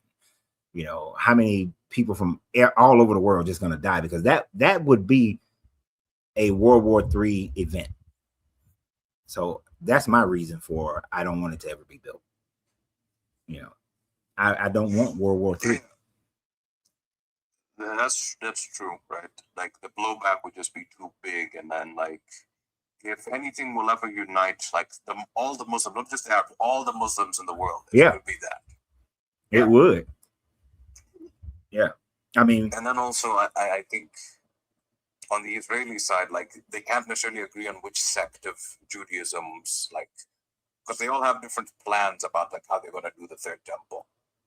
So even amongst themselves, they can't agree. Like, okay, like how are we going to do this? Like, are we going to have sacrifices? No sacrifices? Like, oh yeah. And I think that you know, when it was doing the red heifer thing for like 3 years, I think that was just a big tease, just to keep the people, you know, to create a hope for them, get them all excited, and then let it all fade away, and then we can do the red heifer thing in like 7 years from now, you know, just to make them think it's going to happen, just to give them hope. But yeah, the blowback would be crazy, which is why I don't want it to happen. It can't happen. No. Let my son get out of the Air Force first. oh, he's in the Air Force. Yeah. Even though he's in a non-combatant job, I don't give a damn. I don't even want him in the area. Because you're not even fighting because somebody attacked your country. You're fighting because of some religious belief that a stone, a piece of ground has significance. It doesn't. The Dome of the Rock has no significance. The temple has no significance. That hill that is built on has no significance. It only has significance because we've given it significance. And it's that's the dumbest reason to fight a war. Go ahead. I don't know, because in my opinion, it's like that's what makes it all the more significant, is that people are willing to, stake their lives on it. Right. So a lot of people genuinely believe that when the end times come, Jesus is going to show up in that spot. So it's worth people dying for? Like people who ain't got shit to do with it, it's worth them dying for it? I think they actually want to live for it, right? This is all they live for. Yeah, but right? But my son is not, he doesn't follow Christianity, he doesn't follow Islam. Is it worth his life for this piece of ground? I mean, no, I don't think it's worth his life. Exactly. It's not worth his life at all. So why should he have to die for that? Take his life if he gets in their way. So we shouldn't. So that's why I don't want it to happen, because people have given significance to this, but it affects people who it means nothing to. So people are so selfish in their own belief that they're willing for other people to die because you feel some kind of way about this place. If that happens, then only the people who care about it should have to fight it. But that's not the world we live in. We live in a world where people are fighting wars who don't really care about what they're fighting this war for. You know, when I went to Saudi Arabia, the first they was like, oh, he got weapons of mass destruction. He got weapons of mass destruction. An argument that I was having on our way over there was none of his missiles can make it to America. So why do I give a shit that he got weapons of mass destructions? You see what I'm saying? It can't blow up my family. So we coming over here to fight this man for what he might do to somebody else near him. That was dumb. And then when I finally get there and we realized, I realized early on why we was actually there. It was over money and control, money, oil, and control. I was like, we fighting for rich people pockets. That's it. This is about rich people pockets. So it was bullshit. All them Iraqi soldiers were down there doing that because Saddam Hussein was broke after fighting the Iraqis for so damn long. So they attacked Kuwait to take all their precious material. It wasn't about getting a port. He didn't care about getting a port. He cared about, because when we got there to Kuwait, they had looted all the precious stones reserve and precious metal reserves, had all been looted and all been taken back to Baghdad. And all the real fighting soldiers, the majority of the fighting soldiers were gone by the time we got there. So it was like, this was a bank robbery. Had nothing to do with no damn weapons of mass destruction. And then, of course, we found out that he didn't have any. Just like this whole Iranian thing right now. Them people ain't building a nuclear missile. Yeah. This is about money. The previous Ayatollah used to say that, these nukes are actually haram. I don't know what the current one thinks. Mm-hmm. These nukes are actually haram? What does that mean? He released a fatwa, right? Like a religious statement of like the doctrine. And he declared that, nuclear weapons are against Islamic values. Oh, did he? It's a sin for Muslims to even think about making them. I didn't know that. Yeah. You can search it up, like Ayatollah says nukes fatwa, whatever. But you see how narratives are created to galvanize people to do shit that if they told the truth, you wouldn't do it. Right? And I thankfully you're in Kenya and not in America.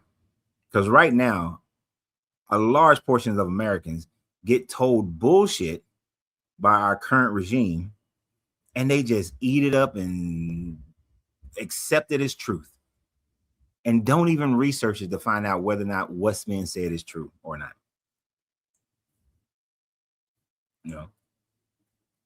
So be glad you're in Kenya. In Kenya we have similar things, but then like the current younger generation are kind of like a bit more woke, right? To like whatever BS the government's saying.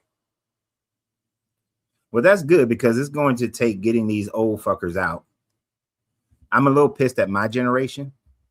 My generation didn't take up government office like previous generations and the younger generation is doing. Because we got caught in this middle trap and just surviving became more difficult for us. You may not know, but so I grew up with parents who said, get the job, work for the job for 30, 40 years, get your retirement, your pension, and you good to go. That way, and you can serve your country and that sort of thing. Well, in the middle of us becoming adults, all the pensions and the retirements and the company loyalties went away. So we found ourselves in our 30s, in our late 20s and our 30s and 40s in a system that did not provide a safety net for us, made it more difficult to invest. They gave us this bullshit of a 401k that turns out that you still gonna be greeting people at Walmart when you're 85 years old. So our focus became, we got to take care of our families and take care of ourselves. So Gen X kind of missed our entry into public office for the most part, because the Gen X mentality we be calling all this bullshit on the carpet. Like we don't sit up here and just take it. But all them old fuckers who are in there right now, they just go ahead and go along with it. And a lot of the younger people, they're so afraid of losing their position that they won't fight against the bullshit that's going on right now.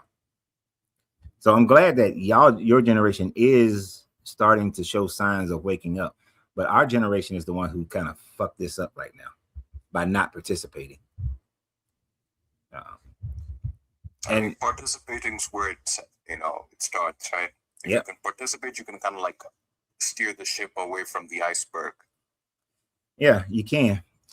But like I said, when I came into the workforce, it was about getting your retirement, you're going to get your retirement so you can focus on what's going on in the world. But then all of a sudden they flipped all that shit upside down. You was working in management, middle management for 10 years, 10, 15 years for a company. And then all of a sudden the company fires everybody in middle management. They bring in the next generation. And now you're out here trying to figure this shit out. You ain't got any retirement. You're just now starting a 401k, and starting a 401k in your 30s and 40s is like, you got to dump so much into it to make it work for you that it don't even make sense, that you can't even live your life. And then inflation grows out of control. So yeah, we got fucked over. But that's no excuse for us sitting back and letting the government do what it's doing right now. Right? We still, because the world needs some Gen X mentality. Right? Because the Gen X mentality is, we ain't taking your bullshit and we ain't buying your bullshit. And we'll fuck you over if you keep on giving us your bullshit. And your generation is more peaceful. No, in Kenya we're not. Like, we kind of had like our own, invasion of like Congress, but like it was over taxes. Mm-hmm. Let me say that again. And then I was saying that we like 2 years back, like the Gen Zs kind of just like went into Parliament, in the middle of like them trying to pass like a tax bill where they were gonna like increase taxes, but then cut social spending, cut like healthcare. And that's good. Now that would be for us, Gen Z, because the millennials ain't doing shit either. So the Gen Z, they're the ones who are kind of showing some signs of standing up, but they're trying to be too nice about it. That's the only problem. Like, I kick some shit over. That's why I don't like. I've been offered to run for public office. Of course, it was at a time frame where I was transitioning from, oh shit, I've been working, but this shit is not going to be to my benefit. And I had to worry about my family instead. But if I would have ran for public office, I would have been the kind of guy that kicks shit over. I was just watching this this guy. He was asking the judicial committee, the people on the judicial committee, like, can the president run for 3 terms, more than 2 terms in America? And they were like, oh, I got to do more research and all this. And the guy was like, well, is anybody going to say he can't run for more than 3 terms? Because the 22nd Amendment says that he can't. And none of them would speak up. See, me, a Gen Xer, would have been like, y'all full of shit. The shit says verbatim that ye can't run. And y'all are such punks that you won't even speak up against this man because you're afraid of him. That is the example of tyranny. See, a Gen Xer would have called them out on that bullshit and made a big ruckus about it and called them names and don't give a damn. But the guy was just still trying to be all like, oh, I'm exhausted from trying to convince you guys to say something. Well, this pleading bullshit. That's the part that we need, some cuss you out mentality in the world.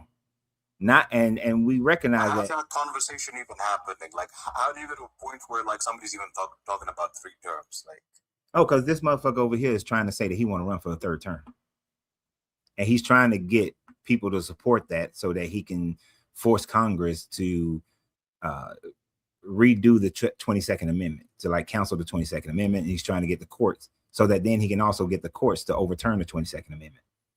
So that's like a real issue in America. And that would be a terrible thing to happen in this country. I don't care if you're what side of the fence aisle you're on. Nobody needs to do more than 2 terms. And this guy's the poster child for we don't. Are like diapers. They need to be changed frequently. Yeah, it does. Yeah, it does. Oh yeah, but Miss Divine, like, yeah, just my accent. Sorry, sounds kind of Indian. I guess we do have Indians in Kenya and Eastern Africa. Yeah, I wasn't gonna say nothing about that, but yeah, you sound like a Northern Indian. Yeah, you do somewhat sound. Just because like how we pronounce our T's and R's is very similar to like Northern Indians. But man, I'm about to get off this thing in a few minutes. So let me hit up some of these questions and statements that people made, and then I'm getting the hell off here. It is 4:26 my time. Oh, it's late your time. What time is it in Kenya? It's about 12:30, 12:26. Oh, I appreciate you staying up late with me. It's okay. Thanks for like having me. It's been great. My pleasure. Let me try to keep it pushing. All right, man. And I'll go to sleep. Go to sleep. All right. Thanks, Remy. You know what? The next time I come live, we're gonna have the same goddamn conversation because nobody came on here. I mean, Remy was the only one who challenged the conversation points. I'm gonna do like how DZ and Thinker, they'll have the same damn prompt for like a week or two. But we're gonna have it. Yes, I remember you, God is divine. How can I forget a name like that? Yes, we're going to push this conversation. I want to have this conversation. I want them to be able to pick and choose which one of these things that they think actually is real. Ty, you said that you stood on the Euphrates River. You went to Desert Storm, the first one, or you went to the more recent ones? I'm just curious. Yeah, we Gen X, but we Gen Xers need to really step into government. Even right now, we need to step into government. And you were right, Dean. In their worldview, the third temple has to be built so that they can have their end times that they've been talking about for the last 2,000 years. That's why the Bible mind control and his world peace thing, they ain't gonna do it. Christians want the world on fire so that they can have their end times, when all they're really saying is that I'm sick of living. That's all they're saying. I'm sick of living. I want to go to heaven. And that's it. Okay, you 2023, 2024. Yeah, you youngin'. I went to the first Desert Storm there. I was back there, on the bush when we went to the Desert Storm. I had to get them my records out of, I was in Desert Storm. And then, mostly I was there for the cleanup, but, got there right at the end of Desert Storm. Had to go evacuate Liberia first.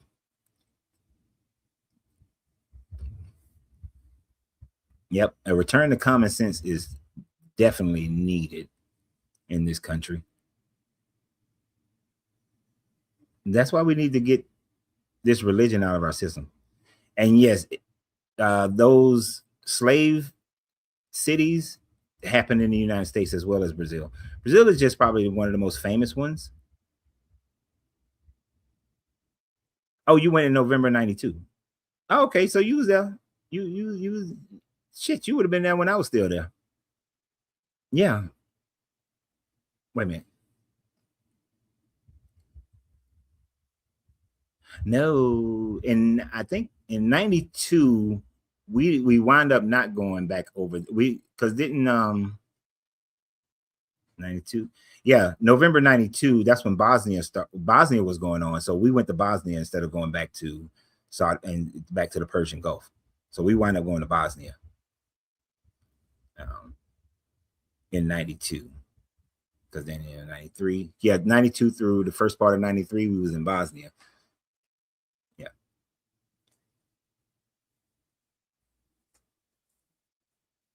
Oh, he went to the army in 92. Gotcha. Thank you for your service. God is divine. First of all, God is divine. Let me tell you first thing. Unless I got a dishonorable discharge, do not call a military person ex-military. I am not, especially a Marine. The Army and Navy and the Air Force may accept that ex shit, but as a Marine, I am always a Marine. Now, your Navy Federal, Navy Federal is a beautiful bank, no doubt. But I can give you, I can give you my email. This LorenzoReed@gmail.com. And if you want to Zelle some money over to my Navy Federal account, we can do that. Look,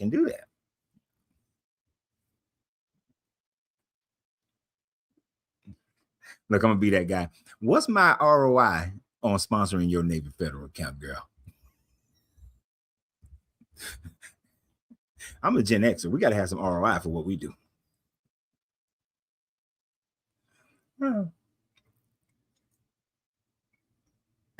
Shit, I need some ROI.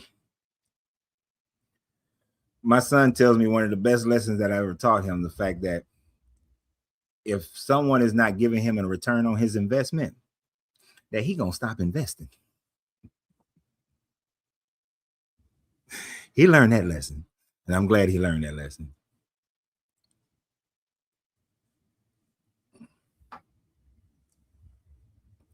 And see, I'll be contacting you in person. Not sure if you remember, I spoke with you for a hot second at Cigar International at Kicks and Stove. Okay, I talked to two people, Ty. Were you the guy I talked to? You was on your way out with your wife, or were you the guy who was standing at the bar? Not that it matters which one you were, but or were you the guy? No, you can't be the guy who was the other guy, because he could not have been born. He couldn't have went into the army at 92. There was 3 people from the channel that I met at Stogies and Kicks at CI this past Saturday. At the bar. Okay. Yeah. Both of you and the other guy, I meant to say hit me up on in the little message thing and let me know when you're rolling out to see, we can meet up at CI. When it's, for those of you who've never been to Stogies and Kicks, you are not going to have a conversation because the music is too damn loud. And there is, at any given moment, there's at least 500 to 600 people who are there. So it's crowded as hell. But any other time you can go to Stogies, you can go to CI and have an actual conversation, even though it's still not a true cigar lounge. I don't take IOUs, Goddess Divine. I don't take no IOUs. I don't take no IOUs. Yeah. And I don't take no quarterly returns either. My immediate transactions. Can't help a sister. Brother just got to know how he gonna get helped out. That's all. That's all the brother need to know. I'm a businessman. Yeah, so Ty hit me up, DM me. Oh, is that what it's called? DMing? Is it still called that? I don't know. Instant message me, man. And we'll figure out a time to meet up at CI. But hey, it is 4:34. I got about an hour before my wife get home. Got a few things I need to take care of. I don't know if she want to go out for Cinco de Mayo. I don't think she does. But if she does, got to get my, I got to finish up some other work before she gets home. What platforms are you streaming on? Facebook, YouTube, and TikTok. Oh shit, I was supposed to go to Navy Federal today. I hate doing the depositing a check with my phone. But I guess I'm gonna have to do it. Navy Federal told us to do an about face. Man, yes, because you gotta cultivate that relationship, man. Navy Federal is a great bank. The best. I've banked with probably 10 banks in my life, and Navy Federal has by far been the best one.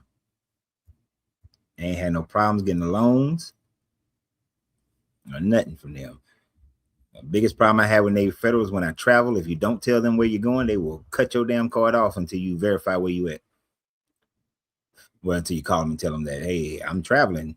So anytime I travel somewhere, I call Navy Federal and say, I'm going to here. I will be passing through these states. So don't cut my shit off just because you see a transaction in these states. But I appreciate that. But yeah, so my schedule tomorrow, right now, I think I should be able to go live tomorrow. I will certainly try. Yeah, I just definitely got to go to Navy Federal tomorrow. So I should be going live tomorrow. Yeah, there's nothing on my schedule. I know Friday I got an appointment, but we'll see. So I look forward to having a conversation with you guys. I'm going to try this conversation again tomorrow. I will actually want to talk about the subject matters. I want to get somebody on here to talk about this subject matter tomorrow. Because it's a good subject matter, but we didn't really get the conversations that I really wanted to have. So we're going to try this again. We're going to try this again. All right.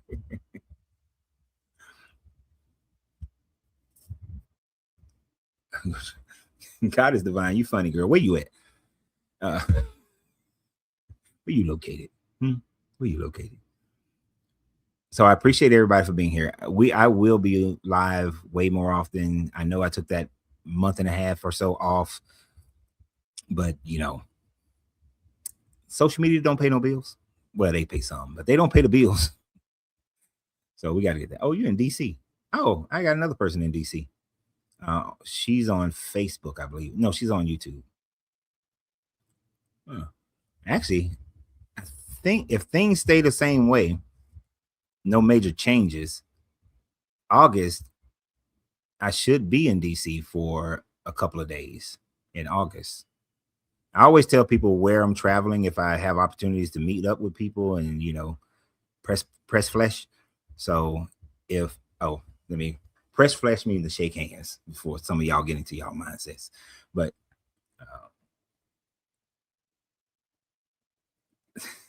so anytime I travel, if I can meet up with people, if I have time to meet up with people, August, I'm supposed to do a cross-country road trip with my brother.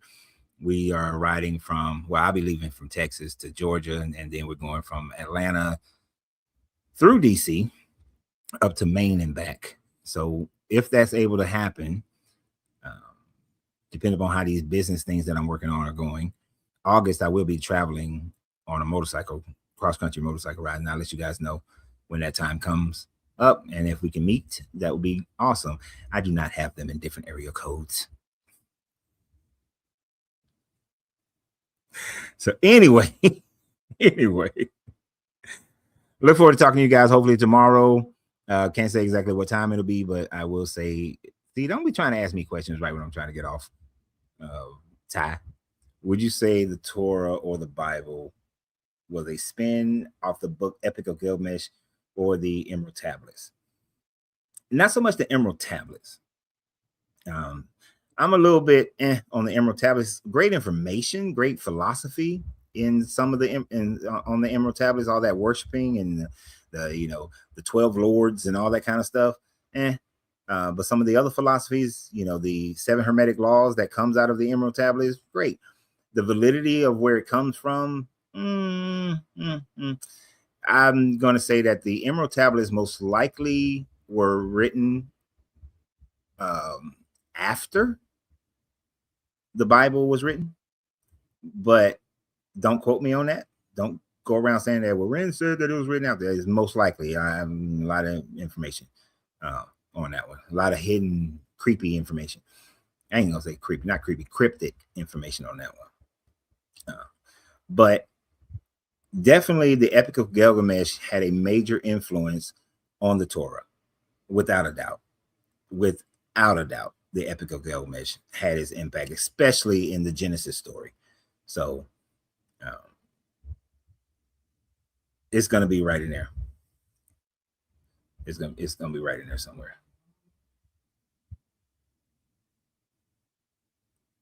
Haile Selassie, yeah, Haile Selassie claims that he's from the lineage of Menelik, but hey, guess what? I'm from the lineage of Shaka, the great Zulu king, who the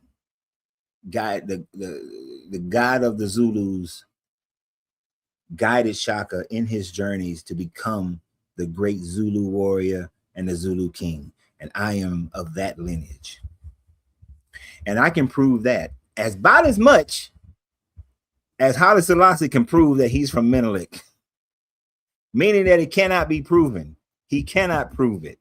He just made a claim. It's just like me and Remy was talking about. These people in power make claims to lineages, and y'all just suck it up.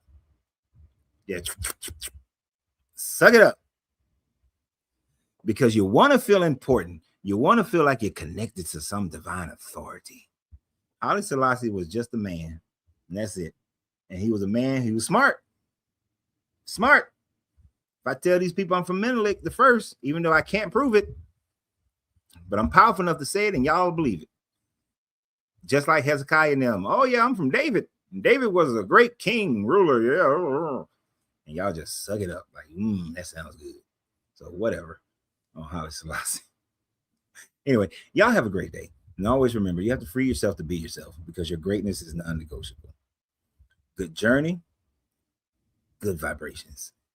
And we're closing out the show right now.